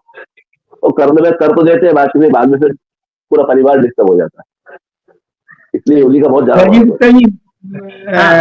विषय से संबंधित मेरे मन में जिज्ञासा है। मैं आपको देने जा रहा था। ठीक है, आप कर लीजिए। एक और प्रश्न मेरा रह गया तो बाद में कर लूंगा, आप कर लीजिए, पूछ लीजिए। नहीं, वो विवाह से संबंधित है, इसलिए मैंने कहा कि मैं बीच में पूछिए। गुरु जी, पत्री मिला के पंडित जी से गुण मिलवा के शादी की गई जी, लेकिन उसके बावजूद भी, अगर मैंने जीवन में देखा है कि उसके बावजूद तलाक हो जाता है, बिल्कुल, तो फिर पत्री मिलाने का तो पर्पज ही खत्म हो गया ना। मतलब जिस पर्पज से मिलवाई गई थी कि इनका वैवाहिक जीवन सुखी रहे, गुण मिला के करी गई, मुहूर्त में करी गई, लेकिन उसके बावजूद भी तलाक हो गया। एक प्रश्न तो ये कि ऐसा क्यों होता है। दूसरा प्रश्न, शादी मुहूर्त देख के की जाती है। जैसे सपोज पंडित जी ने बताया कि फेरों का मुहूर्त 12 बजे से 2 बजे के बीच में है। बिल्कुल। तो 12 से 2 के बीच में विवाह संपन्न हो जाना चाहिए, या वैवाहिक पूजन 12 से 2 के बीच में किसी भी समय स्टार्ट हो जाना चाहिए, या टोटल उस पीरियड में समाप्त हो जाना चाहिए। मतलब मुहूर्त का क्या मतलब है, वैवाहिक मुहूर्त का मतलब क्या है? ठीक है, बहुत अच्छी बात। अब सबसे पहली बात, पत्रिका मिलाने के बाद भी तलाक हो गया, सबसे पहली जी। बात। ठीक है, पत्रिका मिला लिया आपने। अब पत्रिका मिल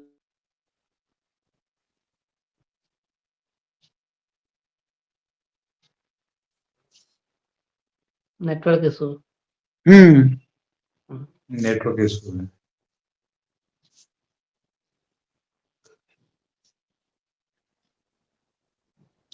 मैं अपने दर्शकों को बता देना चाहता हूं कि SPJSG एंटरटेनमेंट भारत सभी तरह के टैलेंट्स को बुलाता है, आमंत्रित करता है।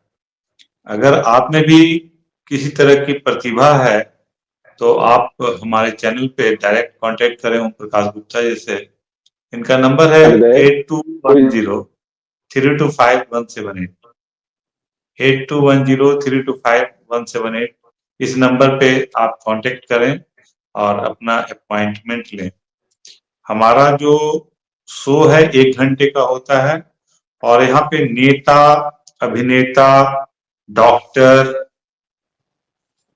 प्लेयर, एस्ट्रोलॉजर, सोशल एक्टिविस्ट, सभी तरह के टैलेंट को यहाँ पे हम लोग दर्शकों के सामने लाने का प्रयास करते हैं।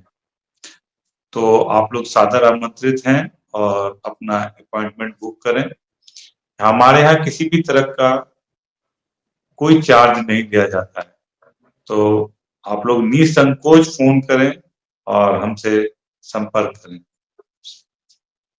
गुप्ता जी, जब तक कनेक्टिविटी आए तब तक एक ऐड ले लिया जाए। नहीं, आ गया है सर आ गया है। वो बार बार नेटवर्क इशू आ रहा तो चले जाते, गायब हो जाते, रह जाते। कोई दिक्कत नहीं, ईश्वर की इच्छा है। तो आपने जैसा कहा कि पत्रिका मिलाने के बाद में तलाक हो गया या हो जाता है, तो उसका भी कारण बता रहा हूँ कि पत्रिका जो मिलाई आपने, गुल मिलाए, अष्टकुट गुल मिलाए, लेकिन उस पत्रिका के जो ग्रह योग है, मतलब उसका गुरु कहाँ बैठा है, शुक्र कहाँ बैठा है, मंगल कहाँ बैठा है, ये ग्रहों को देख कर क्या वास्तव में उस पत्रिका में दाम्पत्य सुख लिखा हुआ है, क्या वास्तव में उसके जीवन में वैवाहिक सुख लिखा हुआ है, ये क्रॉस चेक नहीं करोगे तो कैसे उसको सुख पाओगे? ये क्रॉस चेक वाली जवाबदारी बनती है कि पत्रिका में ऐसे योग है क्या।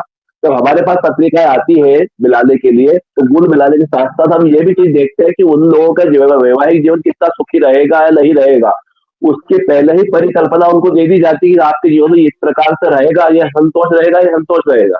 अब आप चाहे तो आगे कर सकते हैं, बाकी इसको आपको फेस करना है, इसको आप बदल नहीं सकते। तो इस प्रकार से कहीं कुछ अधूरापन रहता है पत्रिका मिलान में, इसके कारण एक तो तलाक होते हैं। दूसरी बात, विवाह के मुहूर्त को लेकर के, तो जो तोरण बांधने का मुहूर्त है, जो फेरे का मुहूर्त है, जो मुहूर्त निकाले जाते हैं, वो मुहूर्त में ट्रायल शादियां लग नहीं पाती, कई लोग आते हैं बेल बाजा बारात, तो नाचने गाने में, बाकी चीजों में, परंपराओं में इतने उलझ जाते हैं कि मुहूर्त पे काम नहीं हो पाता है। पंडित जी बेचारे लाइन में खड़े रहते हैं, साइड में एक तरफ ये आए तो उनका शब्द का प्रयोग चालू कराए, बाकी ऐसा हो नहीं पाता है। तो ये एक बना है। अब रही बात मुहूर्त में काम प्रारंभ हो, पूरा हो या आधा हो, इसको लेकर आप जिज्ञासा कर रहे हैं, तो ये ठीक वैसा ही है जैसे आप घर से जा रहे हो, निकल रहे, रुके हो और बारिश चालू हो गई जोर से, तो आपका अपने आप कितना कॉन्फिडेंस है कि आप यहाँ से वहां तक डिस्टेंस कितनी जल्दी क्रॉस कर लोगे। अगर बारिश होने से पहले पूरा क्रॉस कर सकते हो तो आप बिल्कुल मुहूर्त में चले गए, लेकिन आपने दौड़ लगा के गए और आधे रास्ते में बारिश आ गई तो गीले हो गए आधे, और अगर घर से निकलते हो तो गीले हो गए तो पूरे गीले हो जाओ। तो मतलब ये तो है कि पूरा काम मुहूर्त में ही होना चाहिए, पर एक कहते हैं कि हमें मालूम है जन्नत की हकीकत, लेकिन दिल बहलाने के लिए गाली भी ख्याल अच्छा है। तो ये सिर्फ ख्याल है कि अच्छे शुरुआत हो जाए, बाकी बड़ी का टाइम निकल जाए, ये शुरुआत या एक ख्याल है, एक मन को बहलाना है, दिलासा देना है कि गलती तो हो गई, आपने क्या करो, चलो चलो अच्छी शुरुआत तो करो, अच्छे समय में हो जाएगा। जबकि कहना ये पड़ता है, शास्त्र कहता है कि शुरुआत से लेकर अंत तक पूरा काम मुहूर्त में हो जाए तो बेस्ट है। अगर शुरुआत हो जाए तो गुड है, और अगर आधा हो तो बेटर है। ये 3 कैटेगरी इसके अंदर है। जहां तक समझता हूँ, मैंने आपके सवाल का जवाब देने का प्रयास किया है। आप संतुष्ट कितने हुए दोस्तों आप बताएं, बाकी मैंने मेरी बुद्धि से विवेक से गुरु जी ने करवाया वो बताया आपको, ये मुझे नहीं, ये इसमें जिस ज्योतिषी से पत्री मिलवाई जा रही है, ये उस ज्योतिषाचार्य की भी ड्यूटी है कि वो गुण मिलाने के साथ साथ वैवाहिक सुख वाले ग्रह भी देखे।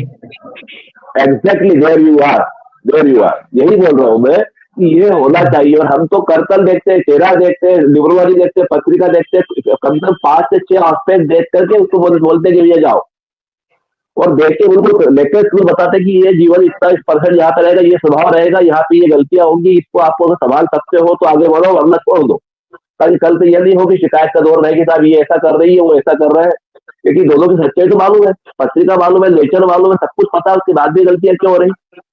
तो पहले समझ लो, मेंटली प्रिपेयर हो जाओ अच्छे से, उसके बाद आगे बढ़ो।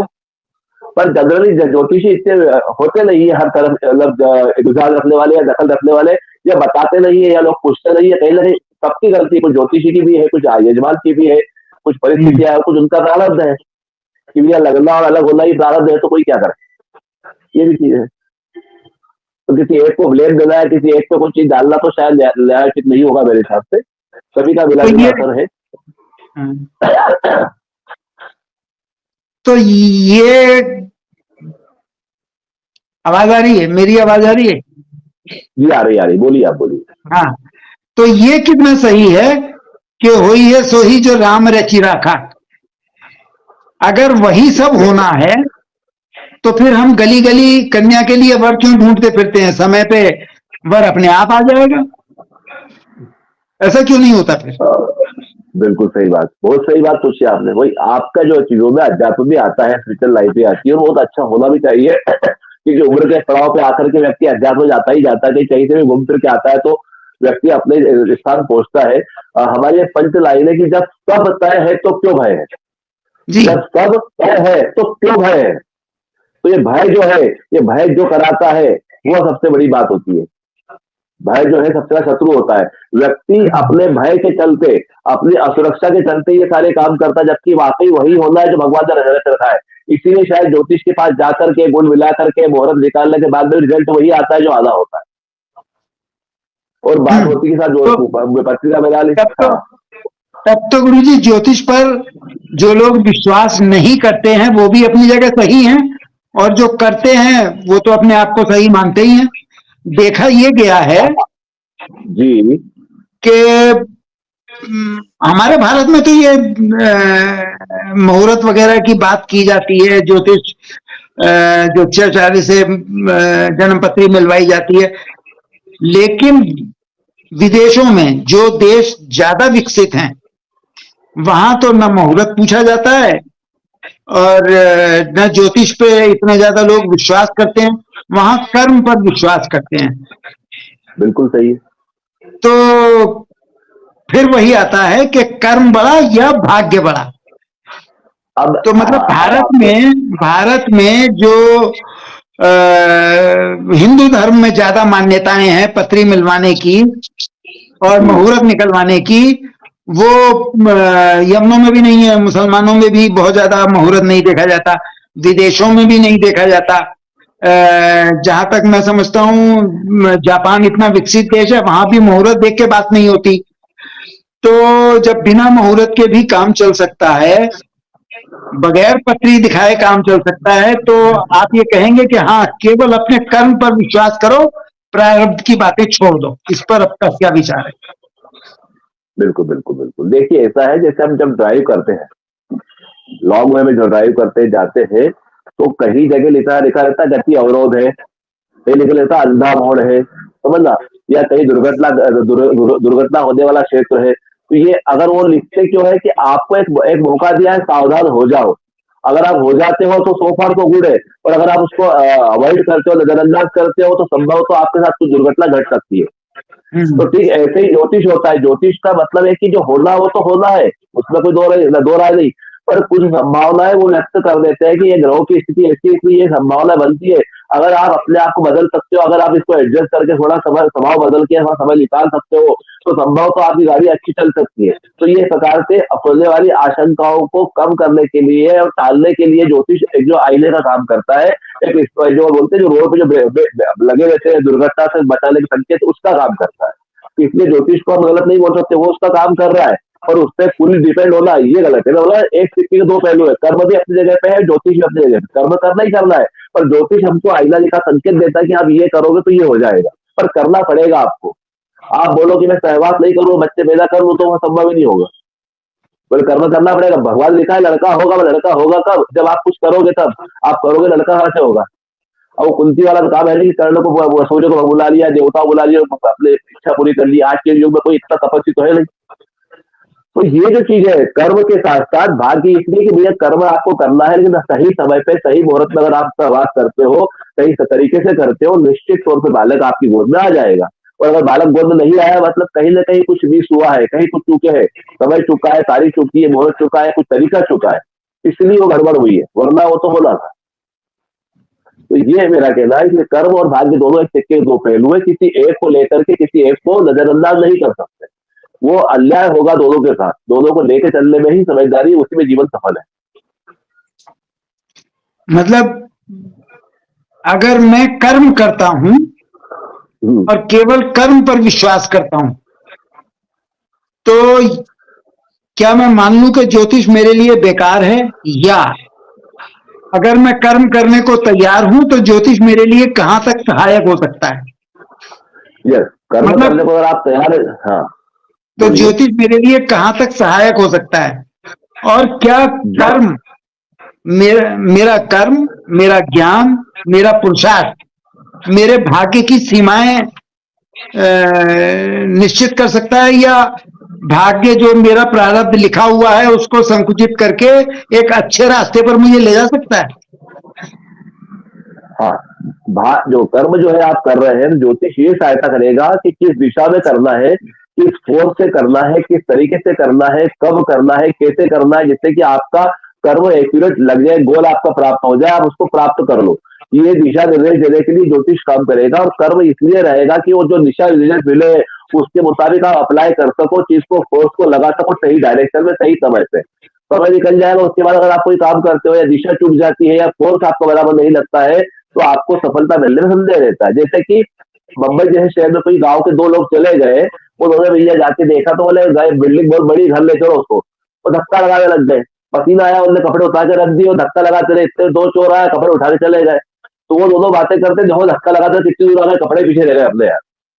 तो कर्म तो उनने करा, बाकी उस बिल्डिंग अचल संपत्ति, उसको धक्का लगा रहे, तो वो कहां से मिलेगी? लेकिन चूंकि चोर कपड़े रह गए, इसलिए उनकी भावना क्या रही कि देखो यार हम कितनी दूर आ गए, कपड़े पीछे उड़ गए हमारे।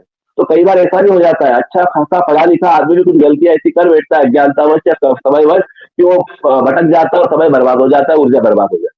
तो ये भटकाव न हो, ऊर्जा बर्बाद न हो, इसके लिए ज्योतिष आपको सहायता करता है कि आप कर्म कैसे करो जिससे कि आपका लक्ष्य प्राप्त आपको हो जाए समय के अनुसार। और कब होगा, कैसे होगा, ये बताता, ताकि व्यक्ति का जो उसकी उत्सुकता, उसका उत्साह, उसकी जिज्ञासा बनी रहे, वो हताश ना हो, निराश ना हो और लगा रहे कर्म के अंदर, ताकि उसको उसका गंतव्य। राजीव सर, एक सवाल है हमारे दर्शकों का, थोड़ा सा उस पर भी प्रकाश डाला जाए। हाँ, शीला सिंह जी पूछ रही हैं कि कुंडली से पॉजिटिव नेगेटिव नेचर कैसे पता चलेगा? कुंडली जो होती है, आपके कुंडली में 12 जो घर होते हैं, उनके अंदर जो ग्रह बैठे हैं, उनके हिसाब से पूरा जीवन का, हर जीवन के अलग अलग एस्पेक्ट जो होते हैं, आपका घर का है, मकान का सुख है, माता पिता का सुख है, पत्नी का, बच्चों का, मित्रों का, सब कुछ दिखता है और उसी नेचर भी दिखता है। तो जो पत्रिका जो होती है उसका जो लग्न होता है, तो वो सबसे महत्वपूर्ण होता है। और दूसरा जो आपकी चंद्रमा की राशि, वो महत्वपूर्ण होती है। चंद्रमा जिस राशि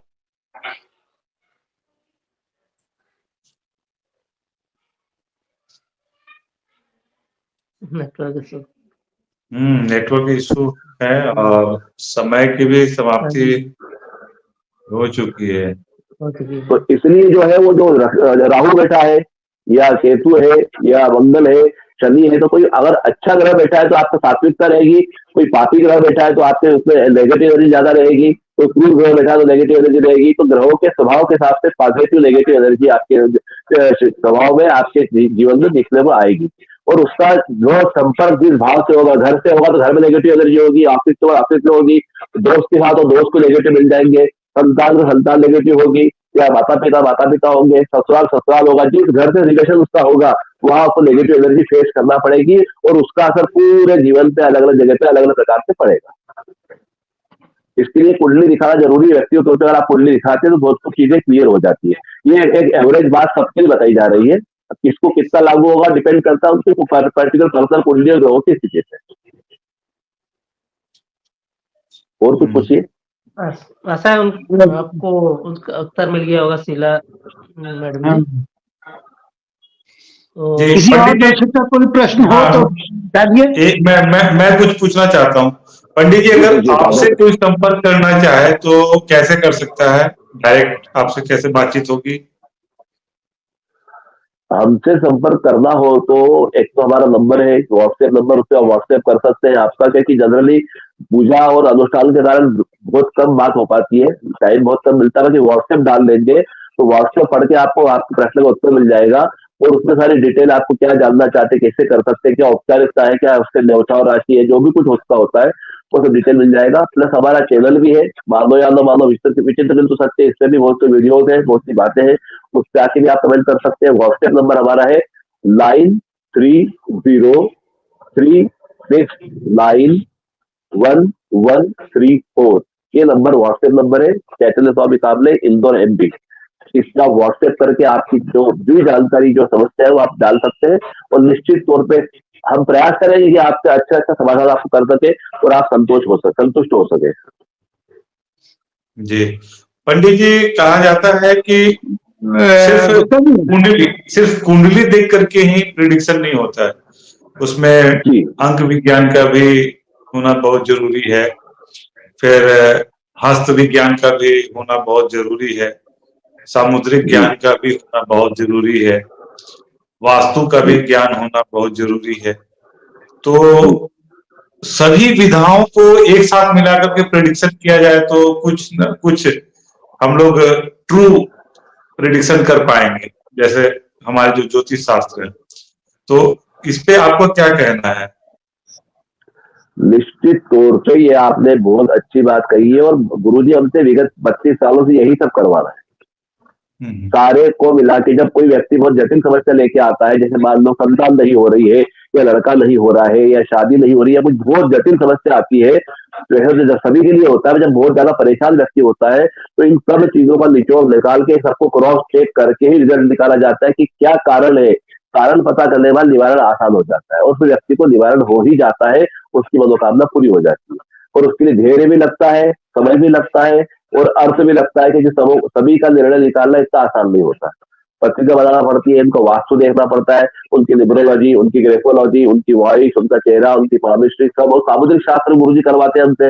पूरा बॉडी लैंग्वेज जो है पूरी इसके अंदर आती है, इससे कोई चीज छूटती नहीं है, कोई ऐसे कोई जगह नहीं छूटती, कल से बोलो कि यार ये देखा नहीं इसलिए चूक गए होंगे, चूक की गुंजाइश नहीं के बराबर हो जाती। मतलब काम होना ही होना है, जो भी आप चाह रहे हो। मतलब होना मतलब क्या, जैसे वो कोई बोले लड़का चाहिए, लड़का होना चाहिए, तो क्या आपके भाग्य में लड़के के योग है तो ये पक्का हो जाएगा, और अगर है योग तो निश्चित तौर पर बताए गए निर्देश और समय के अनुसार उसको आप करोगे, और लड़का आपकी गोद में खेलेगा साल भर बाद, पक्की बात है, 1001%। पर उसको सब मतलब देखना पंडित पड़ेगा, जी, निचोड़ करना।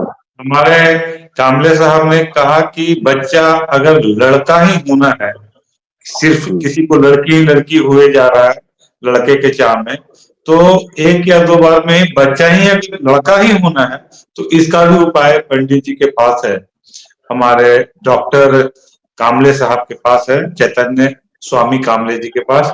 तो मैं पूछना चाहूंगा चैतन्य स्वामी कामले जी कि इसके लिए जातक जो है आपके पास क्या क्या, मतलब आप उनसे क्या क्या डॉक्यूमेंट्स चाहिए, मतलब क्या उनको बर्थ कुंडली चाहिए, प्लेस ऑफ बर्थ चाहिए, या फिर आप उनका डेट ऑफ बर्थ चाहिए, इससे करेंगे, या उसको आपके पास जाकर के मिलना होगा, अपनी वाइफ का भी कुंडली को बांचवाना होगा? क्या इसमें आप क्या क्या उनको रिक्वायरमेंट आपके पास भेजेंगे?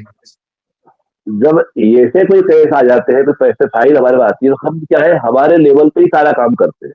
मतलब आपको सिर्फ date of birth, time of birth, place of birth, पति और पत्नी दोनों का देना है। उसके आधार पे हम कुंडली बनाते हैं, पूरी कुंडली बनाने के बाद फिर आप अच्छा, एक बात तो विशेष, कुंडली बनाने के दौरान ही आपका करतल विश्लेषण भी होता है। मतलब आपका हाथ देखा जाता है, आपका सामुद्रिक शास्त्र देखा जाता है, आपके पैर की तलवे की रेखा है, आपकी ललाट रेखा है, आपकी पूरी जो फिजिकल पोजीशन वो देखी जाती है, आपका अंक शास्त्र देखा जाता है, आपकी स्वर विधा देखी जाती है, आपका चेहरा देखा जाता है, आपकी लिखावट देखी जाती है, और आपके साथ इन सबको मिला करके पत्रिका बनती है, इन सबको क्रॉस चेक करके पत्रिका बनती है। और पत्रिका जब पूरी बन जाती है, उन सबको चेक करके फिर कब आपके घर में इस प्रकार की किलकारी गुजरने के योग है, वो निकाल करके फिर आपको समय दिया जाता है कि इस समय पे आप करें तो आपका काम होगा। एक हमारे परिचित थे, तो वो डॉक्टर एलोपैथी के हैं, पीजी करे हुए हैं एनेस्थेसिया के अंदर, उनकी अब यही समस्या, तो उनकी जब पत्रिका बनाई गई तो यहाँ तक बता दिया गया था कि आपको कब इंटरकोर्स करना है, कब डिस्चार्ज होना चाहिए आपको और क्या करना है, यहाँ तक की चीजें हुई। उसके अंदर मशीनरी जांच कराई, टेक्निकली जांच करवाई, तो वो ताज्जुब कर गए कि स्वामी जी जो आप बता रहे हो ये मशीन के अंदर भी यही रिपोर्ट आ रही है, आपने कैसे बता दिया, ऐसे कैसे हो सकता है, मतलब ये होता है। एक डॉक्टर ही है, उनके यहाँ भी ऐसा ही हुआ, उनके भी घर में भी संतान किसी एक लड़की हो चुकी पहले, बोले गुरुजी जैसे भी लड़का होना चाहिए, पत्रिका देख लीजिए, देखिए ना लड़की वाला लड़की लड़का तो हो जाएगा। बोले लड़की के योग बता रहे ज्योतिषी लोग, वही लोगों को दिखाते ज्योति लड़की बोल रहे हैं, बोला हम बता रहे हैं लड़के के योग भी है, आप जो विधि बता रहे विधि कर लीजिए, लड़का ही होगा। और अगर लड़की की योग तो है, बाकी लड़की का लड़का होगा, तो उनके यहाँ जुड़वा हुआ है, एक लड़की एक लड़का हुआ है। अब बोलिए, तो इस प्रकार से अगर योग है तो जुड़वा भी हो सकते हैं, लड़की लड़का भी हो सकता है, लड़का तो होगा ही होगा अगर लड़के की योग है तो, और नहीं है तो फिर स्पष्ट बता देते कि आप योग नहीं, बस प्रयास करो, आप परेशान मत हो, लेकिन उसका अनुसंधान तो करना पड़ेगा, विश्लेषण तो करना। जब तक हम विश्लेषण नहीं करें, हमारे लेवल पे सेटिस्फाई नहीं होती आपकी पत्रिका हो और आपको लेकर, तब तक हम भविष्यवाणी नहीं कर सकते। पहले खुद संतुष्ट होते, जांच करते उसके बाद, लेकिन अगर कर दिया, संतुष्ट होकर जांच करके बोल दिया, तो फिर आप निश्चिंत हो जाइए। बस जो बताया नियम धरा वो करना पड़ेगा आपको, बाकी निश्चित होगा जी। आप सर वास्तु विजिट भी करते हैं, तो किसी के घर ना जाकर के बिना आप अपने स्थान से ही दूसरे का घर का वास्तु विजिट कर लेते हैं, ये कैसे संभव है? दो प्रकार से होता है, एक एक्चुअल पायरा वास्तु एक्सपर्ट है, तो पायरा वास्तु मतलब जो आपका जो घर का जो लैंडस्केप होता है, जो मैप होता है, प्लाट का जो नक्शा होता है, मकान नक्शा जो होता है ना, फ्लोर मैप जो होता है, जो आपने बनाया है, उसको देख के बताया जा सकता है। उसको देख करके, या फिर अगर आप वीडियो कॉल करते हैं, वीडियो कॉल पे हो जाता है। लेकिन इसमें एक परेशानी रहती है, 1% नेगेटिविटी ये रहती है कि उस भूमि पे जब तक पाँव नहीं रखा जाता, तब तक वहां की जो ओरिजिनल नेगेटिव एनर्जी जो है वो उसमें नहीं आती निकल करके। वो भूमि को शोधन करने के लिए पाँव रखना जरूरी है वहां उस भूमि पे। ये 1% की नेगेटिविटी इसमें कमतरता है, बाकी सारे काम ऑनलाइन हो जाते हैं। और यहाँ तक कि हमारा तो गुरु जी वर्ल्ड रिकॉर्ड बनाया, कर तल से भी वास्तु देखा जा सकता है। आपका करतल होगा, उससे भी आपके वास्तु का दोष निकल के आ जाता है कि क्या दोष है, आप चाहे कहीं भी रहते हो। तो इस प्रकार से वास्तु का शोधन कर सकते हैं। पर यदि घर बुला के विजिट कराते हैं, घर पे अगर प्रभाव पड़ता है, तो क्या होता है, जो वाइब्रेशन वहाँ की जो होती है, जो एनर्जी होती है, वो बहुत जल्दी क्लिक हो जाती है। और क्लिक होते बहुत सारे पंडित जी, बहुत सारे जातक जो हैं वो काल सर्प दोष से काफी भयभीत रहते हैं। आखिर ये काल सर्प दोष क्या होता है, इसके बारे में थोड़ा सा जातकों को जानकारी दीजिए। देखिए, काल सर्प दोष जो होता है वो बहुत से बोलते हैं किताबों में नहीं लिखा है, लेकिन उसका दूसरा नाम विष योग लिखा हुआ, ये लिखा है। अब सबसे बड़ी बात, काल और सर्प दो शब्द है, इसके कारण जो है योग बना है, काल सर्प योग। अब ये काल और सर्प कौन है? तो क्या होता है, नवग्रह जो होते हैं, सूर्य, चंद्र, बुध, गुरु, शुक्र, शनि, राहु, केतु, नवग्रह जो है, इसके 7 तो ग्रह, 2 छाया ग्रह राहु केतु। तो हर ग्रह के 2 सबॉर्डिनेट होते हैं, एक लेफ्ट में होता है, एक राइट में होता है, अलग अलग 2 होते हैं। तो इस प्रकार सूर्य का होता है ईश्वर और अग्नि, शुक्र का होता है इंद्र और इंद्राणी। तो इस प्रकार से राहु का होता है, एक तरफ काल बैठा है, एक तरफ सर्प बैठा हुआ है। क्या बैठा है? काल और सर्प। तो एक काल सर्प शब्द वहां से चला हुआ है, वहां से उठाया हुआ है, काल सर्प योग। तो काल सर्प योग में जो लोग प्रिडिक्शन करते हैं, बताया जाता है कि राहु और केतु के भी सारे जब ग्रह आ जाते हैं तो काल सर्प योग होता है। तो काल सर्प योग तो ये होता है, तो इसके जैसा योग होता है विष योग जिसको बोलते हैं, जिसमें कि व्यक्ति आगे बढ़ नहीं पाता। जैसे सांप की कुंडली है, अजगर लपेट लिया, आपको निचोड़ दिया पूरी तरह से, आपकी हड्डी चूड़ा कर देगा वो अजगर लपेट के। वैसे जब 2 ग्रह राहु केतु के बीच आ जाते हैं, तो सर्प के कुंडली के बीच में आप फंस गए। अब फंस गए तो आप बाहर निकल नहीं पा रहे हो, आपको नाना परेशानी आ रही, मतलब सफलता नहीं हो पा रही। आप एक काम करने जाते हो और 4 काम में नुकसान हो जाता है, 2 कदम आगे बढ़ते हो, 4 कदम पीछे आ जाते हो। तो ये बार बार जो इरिटेशन होता है, जो परेशानी होती है, छोटे छोटे कामों के लिए संघर्ष करना पड़ता है, जो दिक्कतें आती है, चाहे पैसे का फ्लो रुक जाए, कैश फ्लो रुक जाए, धंधे में दिक्कत जाए, नौकरी में दिक्कत जाए, पदोन्नति नहीं हो पाए, कई बार नौकरी छूट जाती है, बच्चे नहीं हो पाते, शादी नहीं हो पाती है। तो ये जो समस्या जिनको देख के आदमी फिर गुमकार करूँ तो करूँ क्या, समझ नहीं आ रहा मेरे को, तो उस समय एक काल सर्प दोष वाला फार्मूला लागू होता है। तो कई बार आंशिक रूप से होता है, कुछ ग्रह ही होते हैं राहु केतु भी, कई बार पूरे पूरे ग्रह बैठ जाते हैं, तो पूरे बैठ जाते हैं तो सारे मतलब सारे जो ग्रहों तो की जो इस स्थिति दोष होती से है, निवारण कैसे कैसे लिया जाए? अगर किसी का काल सर्प दोष है तो इसको दूर कैसे किया जाए? अब देखिए काल सर्प जो दोष है राहु केतु का है। राहु जो है उसका फल है, सिर है जो सर्प का, और केतु नीचे का हिस्सा है। तो इन दोनों को मिला के सर्प का ही कुल कुल मिला के इसके अंदर प्रभाव है। तो इसके लिए नास्तिक त्र्यंबकेश्वर में शांति होती है बाकायदा, वहां त्रिपिंडी श्राद्ध होते हैं, काल सर्प दोष शांति होती है। तो उसमें 10 प्रकार के जो नौ नाग स्तोत्र होता है। तो 9 नाग जो होते हैं, जो महान जो नाग है, अनंत वासुकी शेष पद्मनाभ कंबर में 9 नाग है, इनके नाम से 9 नाग बनते हैं 1-1 ग्राम के सोने के, और एक बड़ा नाग बनता है, 10 नाग बनते हैं। तो इनकी पूजा करके पानी में बहाया जाता है, प्रवाहित किया जाता है, और एक जो सर्प होता है ब्राह्मण को दान किया जाता है, और वहां पूजा करके फिर घर आके शांति पाठ करना पड़ता है। उसके बाद जाकर के इसका निवारण होता है। यदि ये पूजा विधिवत हो जाती है तो आपका काम सिद्ध हो जाएगा। और अगर पूजा में कहीं कोई गड़बड़ हो गई ब्राह्मण के द्वारा या आपके द्वारा, तो ऐसा अनुभव आया है कि साल भर में घर में किसी एक बड़े के व्यक्ति की मृत्यु हो जाती है। घर का कोई मुखिया, घर रिलेशन कोई भी हो, दादा हो, नाना हो, कोई बड़ा हो, कोई एक व्यक्ति जो है काल का ग्रास बन जाता है यदि पूजा गलत हो गई वहां पर तो, और सही हो गई तो आपके जीवन की सारी परेशानी हल हो जाती जी। है। कभी लेकिन कभी अगर आप कुछ हमसे जातक कभी कभी कुछ जातक यह सवाल पूछते हैं कि यार मेरी शादी नहीं हो रही है, कहीं मैं मांगलिक तो नहीं हूं? तो ये मांगलिक क्या होता है? कुंडली के 12 भाव बताए मैंने आपको, उसमें 1, 4, 7, 8 और 12 5 भाव जो होते हैं, इस जगह में अगर मंगल होता है तो कुंडली मांगलिक हो जाती है। एक बात। अब इसमें भी ट्विस्ट ये है कि जो हमारा जो उत्तर भारत में लग्न से मंगल जो होता है उसको बोलते हैं पगड़ी मंगल, जो चंद्र राशि से होता है चूड़ा मंगल, और ऐसा साउथ में शुक्र से भी देखा जाता है, सूर्य से, ऐसे अलग अलग। तो कुंडलियां बनती जो लग्न कुंडली होती है, चंद्र कुंडली होती है, उसको देख के बोलते, कोई लग्न कुंडली को लेख के बोलते हैं, कोई चंद्र कुंडली को देख के बोलते हैं। तो जो लग्न कुंडली को ज्यादा मान दिया जाता है शरीर की कुंडली को। तो अगर 12 भाव है, 12 भाव, 12 में से 5 भाव बताए, मतलब 12 में से 5 लोगों को मंगल रहेगा ही रहेगा, कोई भी हो। तो मंगल का होना कोई इतना बड़ा बहुत बड़ा टेंशन का काम नहीं है। हाँ, कहीं कहीं किसी किसी को बहुत ज्यादा कड़क मंगल होता है, बहुत ज्यादा नुकसानकारक होता है, तो ऐसी स्थिति में जो है मंगल का परिहार करना पड़ता है। तो मंगल की लड़की या उसके उसको उसको संभालने वाला कोई ग्रह बलवान हो, शनि हो, राहु हो, गुरु हो, तो ऐसे जीवन साथी से विवाह कराया जा सकता है। बाकी सामान्य तौर पर मंगल की शांति पूजा करके, भात पूजा करके उसकी दोष का निवारण किया जा सकता है, उसका जप करके किया जा सकता है। जो कि हमारे मध्य प्रदेश के उज्जैन जो शहर है महाकालेश्वर का, वहां पे अंगारेश्वर महादेव है मंगलनाथ के पीछे, जहां मंगल का उत्पन्न हुआ, मंगल के जड़ का जन्म हुआ था, उस जगह पे शांति विधि विधान से हो जाती है। ये करके आप उससे मुक्त हो सकते हैं। बस मंगल का ये रहता है कि लोग जिद्दी रहते हैं, उत्साह रहते हैं, मंगल की कुंडली होती है तो। और कुछ जिद्दी ऐसे होते हैं कि तोड़फोड़ करते हैं, मुंह चलाते हैं, वो बड़े बड़े मतलब वाद विवाद करते हैं। कुछ जिद्दी ऐसे होते हैं, घुलने होते हैं, करेंगे वो जो करना उनको ही है, बोलेगा नहीं, मुस्कुराएंगे, हाँ हाँ हाँ हाँ पापा, हाँ मम्मी, हाँ भैया, हाँ दीदी, दीदी हाँ हाँ करते रहे, करेंगे वही जो करना है। मतलब जिद्दी होते हैं कि जो ठान लिया उसको घुलना बोलते हैं, तो वो घुलने रहते हैं। और कुछ लोग ऐसे होते हैं जो विवाद मतलब जवाब दे देते हैं मुंह पे, वो ऐसे होते हैं। बाकी इनफैक्ट लोगों का जड़ एक ही है कि जिद्दी होते हैं, और जिद्दी होकर के अपनी जिद के कारण अपना नुकसान कर बैठते हैं हर जगह पे। और छोटी छोटी बात पे ईगोस्टिक हो जाते हैं, ईगो बढ़ा लेते हैं, हर चीज पे जिद लगा लेते हैं, और अच्छे अच्छे अवसर छोड़ देते हैं। और इसीलिए मंगल की कुंडली जब हो जाती है तो लड़की मंगल होता है तो वो ईगो, उसका ईगो हर जगह ला जाता है, उसके कारण उनके जो रिश्ते में दरार आ जाती है, झुकने को तैयार नहीं होते हैं, झुकते नहीं है, बस हो जाता है। और अगर उसे बुजुर्गी करनी है, मुंह चला लिया, बोल लिया, या वही करा जो करना है, तो फिर धीरे धीरे वो जो है जो फासले बढ़ते जाते हैं। जी। इस प्रकार से पंडित जी, मैं ये पूछना चाहूंगा कि हाँ, हमारे जो हमारे प्रधानमंत्री जी जो हैं बीजेपी से हैं, तो बीजेपी का शासन कितने सालों तक भारत में रहेगा?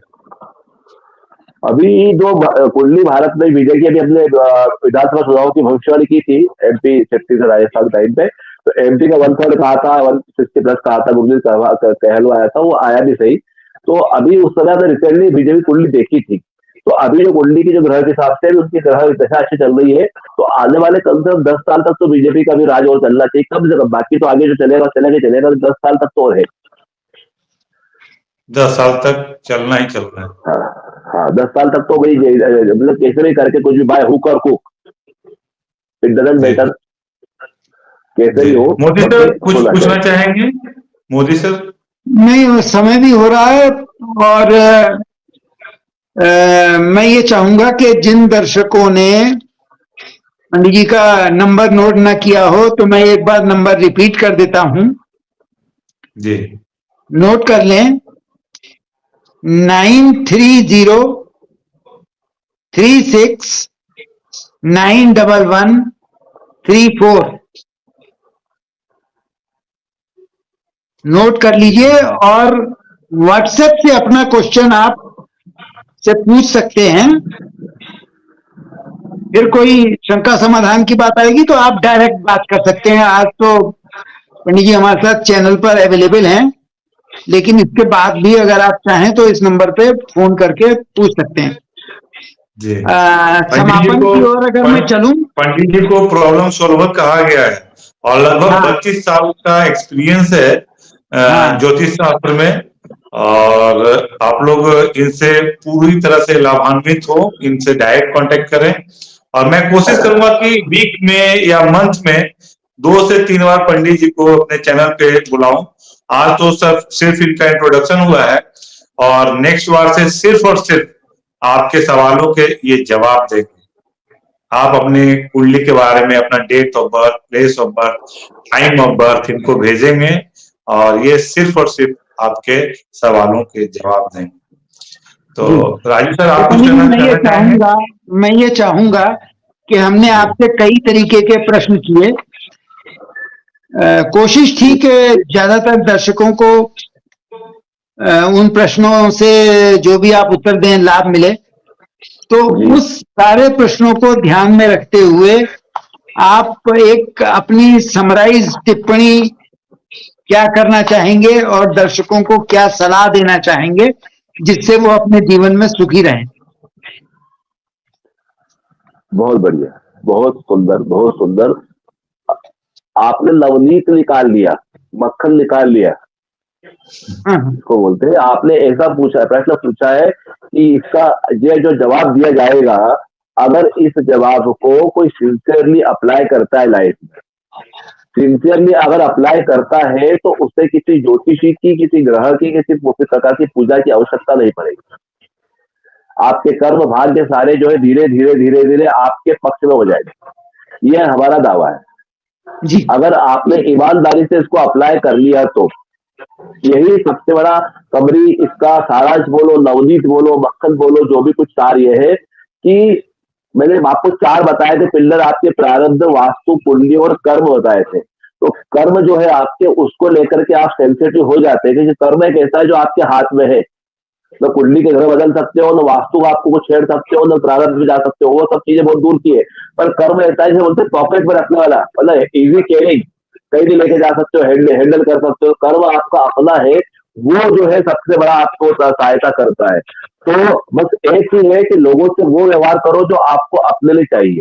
अगर आपने इसको फार्मूले को अप्लाई कर दिया लाइफ में ईमानदारी से, तो कभी आपको तकलीफ नहीं होगी। और दूसरी बात इसके साथ जुड़ी हुई ये है कि जब कभी कोई चीज हो आप सकारात्मक रहो और सामने वाला कोई नकारात्मक पेश भी आ रहा है आपके साथ में, कुछ बोल भी रहा है, तो ये सोचो कि अगर हम उसकी जगह होते तो क्या करते।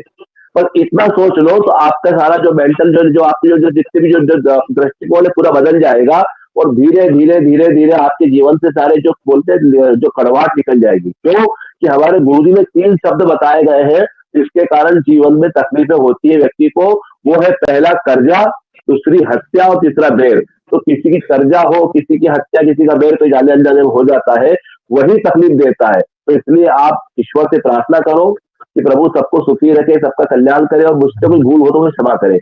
हमेशा अपने आप को अपने जो है ईश्वर की शरण में ले जाओ और इन सब चीजों से मुक्त हो जाओ। क्योंकि ज्योतिष में जितना गहराई में जाओगे, वास्तु में जाओगे, उसकी कोई हद नहीं है।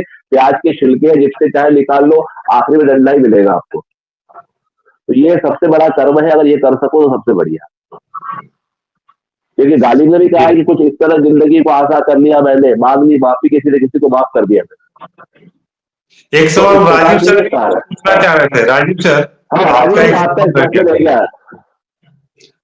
राजीव सर, मैं एक सवाल पूछना चाह रहा था, लेकिन अब तो समय हो गया है। लेकिन यही जानना चाह रहा था कि आपने पॉलिटिकल इंटरव्यू लिया है, पॉलिटिकल इंटरव्यू लिया है जो यूट्यूब पे मैंने देखा है आपका इंटरव्यू, जिसमें आपने आपका मतलब भविष्यवाणी सच हुई थी। तो उसी बात को मैं जानना चाहूँगा कि आप किसी राजनीतिक नेता का जब के बारे में भविष्यवाणी करते हैं, तो उस कैंडिडेट के बारे में देखते हैं कि उसकी पार्टी के बारे में? मान लीजिए वो बीजेपी का कैंडिडेट है, तो बीजेपी पार्टी के नक्षत्र देखेंगे कि उस कैंडिडेट के बारे में? किस तरह से आप प्रेडिक्ट करते हैं मतलब कैंडिडेट के भविष्य के बारे में? हाँ, बहुत अच्छा प्रश्न है, बहुत सुंदर प्रश्न है आपका भी। ये देखो, सबसे पहले तो हम कैंडिडेट को देखते हैं, जान है जहान है। कैंडिडेट जो व्यक्ति खड़ा हुआ है, उसके ग्रह बलवान है, उसके योग अच्छे हैं, तो निश्चित तौर पे वो जीतेगा, चाहे पार्टी हारे चाहे जीते, कुछ भी हो। और उसके साथ अगर पार्टी का भी योग अगर बलवान है, तो सोने पे सुहागा हो गया। अच्छा, हमने 160 प्लस का कहा था, तो हमारे इंदौर के पूरे 5 विधायक के बारे में देखा था। 5 विधायकों की कुंडलियां देखी, उनके योग बलवान था। पर्टिकुलर सबका व्यक्तिगत तौर पर विश्लेषण करा कि आप कौन क्या करेगा, कौन क्या करेगा। और साथ साथ पार्टी को, इसलिए पार्टी का जो गठन हुआ था 1980 के अंदर, अप्रैल महीने में, 6 अप्रैल शायद, तो वो उस समय जो पार्टी की जो पत्रिका बनी थी भाजपा की, उस पत्रिका से मिलता जुलता जो अभी था, जो महेश का गुरु चल रहा है, जो गोचर चल रहा था, तो वो योग पर्टिकुलर था और गुरु का ट्रिपल पावर मिलने वाला था, इसलिए हमने 160 प्लस बोल दिया। तो पार्टी का भी विश्लेषण करा, व्यक्तिगत तौर पे जो विधायक जो एक पे खड़े हुए उनका भी करा, दोनों का करके करा। तो ये सभी भी जब करते हैं, पहले व्यक्ति को देखते हैं, व्यक्ति के बाद पार्टी देखते हैं कि व्यक्ति का अगर नेगेटिव है, भले पार्टी जीते, बाकी व्यक्ति सफल नहीं होगा ये बोल देते हैं। अगर व्यक्ति सफल होने वाला है तो पार्टी जीतेगा, व्यक्ति जीतेगा ही बोल देते हैं। पहले व्यक्ति है, फिर पार्टी है, और फिर दोनों को मिला के एग्रीगेट जो निकलता वो। अच्छा, इस प्रकार से ये होता है। अच्छा, अभी जो आपने कहा प्रॉब्लम सॉल्वर, तो प्रॉब्लम सॉल्वर एग्जैक्ट मिलने के पीछे रोचक कहानी है, क्योंकि अब इतनी सारी विधाएं गुरुजी करवा रहे हैं, चेहरा दिखवा दे, हाथ दिखवा दे, सामुद्री करवा दे, न्यूमरोलॉजी करवा दे, आपकी कुंडली देख ले, वास्तु देख ले, आपका ओरा देख ले, आपका जो पैरानॉर्मल एक्टिविटी देख ले। तो इतनी सारी चीजें कर रहे हैं, तो बोले आपको नाम क्या दिया जाए? आप सब तो कर रहे हो। ज्योतिषी बोले कि आपका कर्तव्य रेखा शास्त्री बोले, अन्य ज्योतिषी बोले, क्या बोले। जब ये समस्या उत्पन्न हुई तब जाकर के प्रॉब्लम सॉल्वर एग्जेक्टिव लिखना चाहिए। आप तो प्रॉब्लम सॉल्वर हो, चाहे विषय कोई सा भी हो, समस्या कोई सी भी, किसी भी रास्ते जाके आप समस्या का समाधान कर देते हो, that's why you are problem solver. तो इसलिए एग्जेक्टिव मिला हुआ है। तो इसलिए जो दर्शक लोग हैं, आप निराश मत होना। अगर कहीं कोई समस्या आपके साथ किसी प्रकार की है, मैं काउंसलिंग भी करता हूँ, स्ट्रेस मैनेजमेंट, रिलेशनशिप काउंसलिंग, कहीं कोई भी समस्या जहां दिमाग काम नहीं कर रहा हो कि करे तो क्या करें, जब उनको सब तरफ थक चुके हो, हार चुके हो, हतोत्साहित हो चुके हो, तो आखिरी कड़ी हमारे पास एक बार ट्राई करना, उसके बाद जीवन आपका बदल जाएगा। अब हर जो भी आपके उपलब्ध है, हाथ है, पत्रिका है, वास्तु, जो भी चेहरा है, कुछ तो उपलब्ध होगा। जो उपलब्ध होगा उसके आधार पे उससे आपके समस्या का हल करके आपको बाहर निकालने की, सुधारने की कोशिश करेंगे और आप हो जाओगे। ये आशा करते हैं लोग आपके आज के प्रोग्राम से लाभान्वित हुए होंगे और आने वाले आपके हमारी एसपीजी एंटरटेनमेंट चैनल पे आएंगे तो दोबारा अपने प्रश्नों को पूछेंगे और अपनी जिज्ञासा को पूरा करेंगे। मैं ओम प्रकाश श्री प्रकाश गुप्ता जी को दे रहा हूँ बोले। जी, बहुत ही अच्छा लगा डॉक्टर चैतन्य स्वामी कामले जी। नाम काफी आपका टिपिकल है और मैं बोलने में बार बार एक बार में बोल नहीं पा रहा हूँ, तो पता नहीं मैं सोच रहा हूँ एक बार में बोलूं, लेकिन नहीं बोल पा रहा हूँ। चलिए, लेकिन बहुत अच्छा लगा आपसे बातचीत करके। आपने बहुत ही सरल तरीके से हमें ज्योतिष शास्त्र के बारे में बताएं और हमारे दर्शक भी काफी रोचक इस सब्जेक्ट को काफी ध्यान पूर्वक देख रहे थे। रिकेश महानामा जी ने बहुत ही अच्छा प्रश्न किया, उनके वैवाहिक जीवन में काफी खटपट हो रहा है, तो ईश्वर करे उनको जल्दी से मतलब कोई अच्छा रिजल्ट मिले और पत्नी का सुख भी उनको मिले।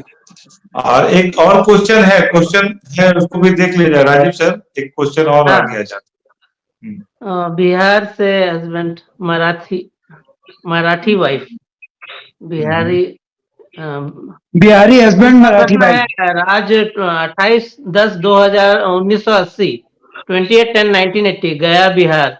क्या एक्टर बन सकते हैं? समय तो दिया नहीं। हाँ, समय भी नहीं दिया है। और राशि भी नहीं दिया है। 28 अक्टूबर बताया, क्या बता रहे हैं आप? हाँ, 28 अक्टूबर बताया, 1980। नहीं बिल्कुल अभी जो है मैं बुलंदी का नहीं बोल सकता था कि कहीं ना कहीं इनको रोल मिलेगा, छोटे ही पार्ट क्यों ना हो, बाकी संघर्ष के साथ।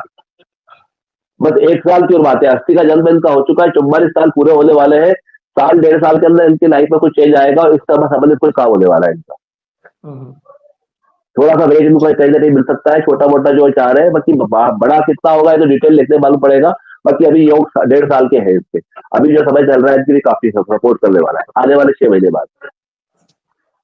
सर आपका उत्तर मिल गया होगा आपको, तो आप लोग यही जितने भी दर्शक हैं, हाँ जितने भी दर्शक हैं वो प्रॉपर सवाल का जवाब पाने के लिए अपना time of birth, place of birth सभी चीज लिखिए और अपना नाम, आपका राशि का नाम क्या है, तब पंडित जी प्रॉपर आपको सॉल्यूशन दे पाएंगे। टाइम भी शायद अभी उन्होंने भेजा, राजू सर 2:12 बोला है आपका, 2:12। 2:12 AM। नहीं, अगर अपनी पत्री में ये लग्न बता दें क्या है और चंद्रमा किस राशि में है तो प्रिडिक्शन बहुत आसान हो जाएगी। लग्न क्या है और चंद्रमा किस राशि में है, अगर ये बता दें तो मैं समझता हूँ आसान हो जाएगी। एक्चुअल के सेजिटेरियस है सनशाइन के हिसाब से, वृश्चिक राशि का सूर्य है, तो वो सूर्य जो है कहीं ना कहीं इनको आगे बढ़ाने की चेष्टा करता है, पर ये कई बार आगे बढ़ के फिर पीछे आ जाते हैं। हाथ से बोके दीवाला बोके आगे आके आते रहते रह जाता है, कुछ नहीं किया। और इसीलिए मैंने कहा कि आने वाले 6 महीने बाद इनके साथ बहुत अच्छा होने वाला है, बशर्ते ये थोड़ा सा सूर्य की आराधना कर ले, सूर्य को अर्घ्य दे, सूर्य की आराधना करे तो ये आराधना जी, हाँ इससे इनको लाभ हो जाएगा। पर हाँ सूर्य की आराधना बताऊं, सूर्य के जो जल में थोड़ा सा किंचित जो नील आती है अपनी ब्लू कलर की, उसकी एक आध कचरा गिरा के अगर अर्घ्य देगी तो बहुत जल्दी फायदा होगा। इनका मिथुन राशि था, ये जो आपने उत्तर दिया इनका राशि मिथुन था। हाँ चंद्रमा की राशि मिथुन है इनकी, और सूर्य राशि जो है वृश्चिक, सूर्य होता है जो सेजिटेरियस राशि में होता है अक्टूबर नवंबर के अंदर, तो इसलिए मैंने उनको उसका बोला है। बाकी मिथुन राशि है, निश्चित तौर पर सूर्य की आराधना से फल मिलेगा, बुधादित्य हो जाएगा और काम हो जाएगा इनके। और एक प्रश्न है ये भी, सिंधु सिंह पूछ रहे हैं, उनका जन्म 16 to 1990 को टाइम 3:50 वाराणसी में हुआ, 3:50 PM। वाराणसी गवर्नमेंट जॉब कब तक होगी सर? 16 फरवरी गवर्नमेंट जॉब कब तक होगी? 16 फरवरी 1990 का जन्म है, 3:50 PM शाम के। अच्छा हाँ। और राशि क्या आ रही है इनकी? राशि तो दिया नहीं है, बनारस में जन्म हुआ है इनका, वाराणसी में। अच्छा 16 फरवरी 1990 ना, 1990 का जन्म इनका है आपका।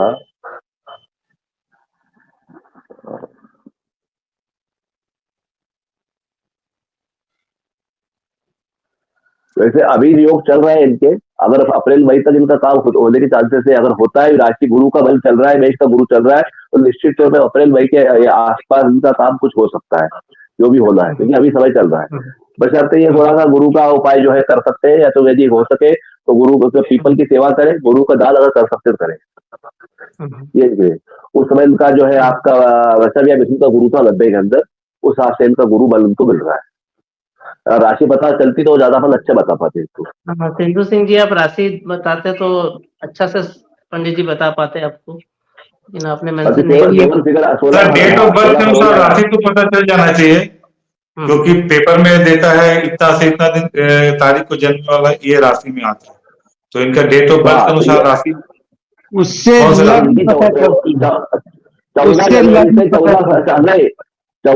14 फरवरी आपकी जो है मकर राशि रहती है, मकर की संक्रांति जैसे होते हैं, उसके बाद कुंभ राशि आ जाएगी। तो कुंभ राशि आएगी इसी पत्ते से, सूर्य राशि के हिसाब से बता रहे हैं, कुंभ राशि के हिसाब से। और 7 का फिगर है, 16 7 वालों को लोग ज्यादा इस्तेमाल ज्यादा करते हैं, हर कोई इसको इस्तेमाल करता है, यूज कर लेते हैं, बाकी रिजल्ट नहीं आता, इसलिए कई बार परेशान होते हैं। बाकी फिर भी ये इनको जो है समय अभी आने आज चल रहा है। ये सरकारी नौकरी के बारे में पूछ रहे हैं कि इनको सरकारी नौकरी कब तक मिलेगी? तो अगर इनने कहीं कोई प्रयास किया है, कहीं अप्लाई किया है, कहीं लगा हुआ है, तो इससे चांसेस अभी अप्रैल मई के दौरान है। अभी गुरु बदल रहा है तो इससे चांसेस है, मेष से वर्षा में गुरु जाने वाला है, तो इनको कुंभ अभी निवेश तीसरा गुरु चल रहा है, और तीसरा गुरु पहले ही करेगा इनको, या फिर जैसे चौथा होगा तो भी 10वें भाव को देखेगा, तो निश्चित तौर पर शासकीय नौकरी सरकार से फायदा इनको होगा। जी चलिए अब हम लोग यहाँ पे ही पूर्ण विराम करते हैं, और पंडित जी को मैं फिर सप्ताह में एक बार जरूर बुलाऊंगा सिर्फ आपके सवालों का जवाब देने के लिए। एक और कहना चाहूंगा कि यदि आप चाहे तो मेरी वेबसाइट में भी आ सकते हैं, इंस्टाग्राम पे भी जुड़ सकते हैं। आप चाहे तो वो भी 2 प्लेटफॉर्म और मेरे पास है। वेबसाइट www.bhagyavanastrovastu.com, www.bhagyavan भाग्यवान ASTROSO वास्तु vastu.com, ये मेरी वेबसाइट का एड्रेस है। और इंस्टाग्राम पे चैतन्य स्वामी काबले से आप देख सकते हैं। इस जगह भी आप आकर के अपने सवाल छोड़ सकते हैं। जी, तो पंडित जी का व्हाट्सएप भी आपको मिल गया, तो इनका वेबसाइट भी एड्रेस मिल गया।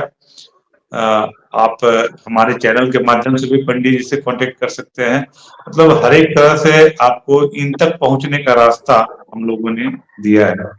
तो और चैतन्य स्वामी काबले के नाम से फेसबुक प्रोफाइल भी है, फेसबुक पे भी आप आ सकते हैं, इनबॉक्स पे भी आ सकते हैं, बहुत सारे प्लेटफॉर्म है सोशल मीडिया के, सब कुछ जी जी, फेसबुक पर भी आ सकते हैं। और आप SPJSG के बारे में भी फेसबुक पे आप आ सकते हैं। SPJSG एंटरटेनमेंट या शिव प्रकाश गुप्ता आप टाइप करेंगे तो आपको हम कांटेक्ट में आपसे हो जाएंगे। तो बहुत अच्छा लगा, बहुत अच्छा है आपका चैनल, बहुत अच्छा है, बहुत अच्छे प्रश्न करते हैं आप लोग, आपकी टीम बहुत अच्छी है, आपका परफॉर्मेंस बहुत अच्छा है, और सरलता सहजता के साथ ऐसे ऐसे प्रश्न कर लेते हैं कि आम आदमी का फायदा हो जाए। सबसे बड़ी बात है अपना व्यक्तिगत फायदा। आज हम मोदी जी ने पूछे सारे लोगों के सवाल थे, बस उनका मुख था, बाकी समस्या आम लोगों की थी, जो उन्होंने उनके जरिए सब तक पहुंचा दिया उनके आंसर। गुप्ता जी ने जो पूछे वो वाकई में आप लोगों की बात थी, आपने पूछा, तो आप लोगों की टीम बहुत अच्छी है, लेकिन बहुत अच्छा है। मैं अप्रिशिएट करता हूँ और मैं प्रार्थना करता हूँ दर्शकों से कि इसको अधिक से अधिक शेयर करें, सब्सक्राइब करें, ताकि ये लोगों तक पहुंचे और सब लाभान्वित हो। तो ये बहुत अच्छी आज की मुलाकात रही। आप लोगों का बहुत बहुत धन्यवाद, आप लोगों ने बुलाया आपके चैनल पे। दर्शकों का धन्यवाद कि आपके सामने आए, हमने प्रयास करा, गुरु जी ने जो करवाया बताया। अब आगे ईश्वर की इच्छा क्या अच्छा होता है, कैसे क्या होता है, वो आप आदर सन बताएगा। बाकी आप जैसे बोले वैसे। नमस्कार। बिल्कुल, पंडित जी हमारे चैनल पे आए इसलिए कोटि कोटि इनको धन्यवाद। मोदी सर को कोटि कोटि धन्यवाद, राजीव सर को कोटि कोटि धन्यवाद, और हमारे जितने भी दर्शक साथी हैं उनको भी कोटि कोटि धन्यवाद। हम लोग फिर पंडित जी को सप्ताह में एक बार बुलाएंगे, आप लोग इंतजार करें। फेसबुक में मैं टाइम बता दूंगा और आप लोग हमसे जुड़े। धन्यवाद, शुभ रात्रि सभी को।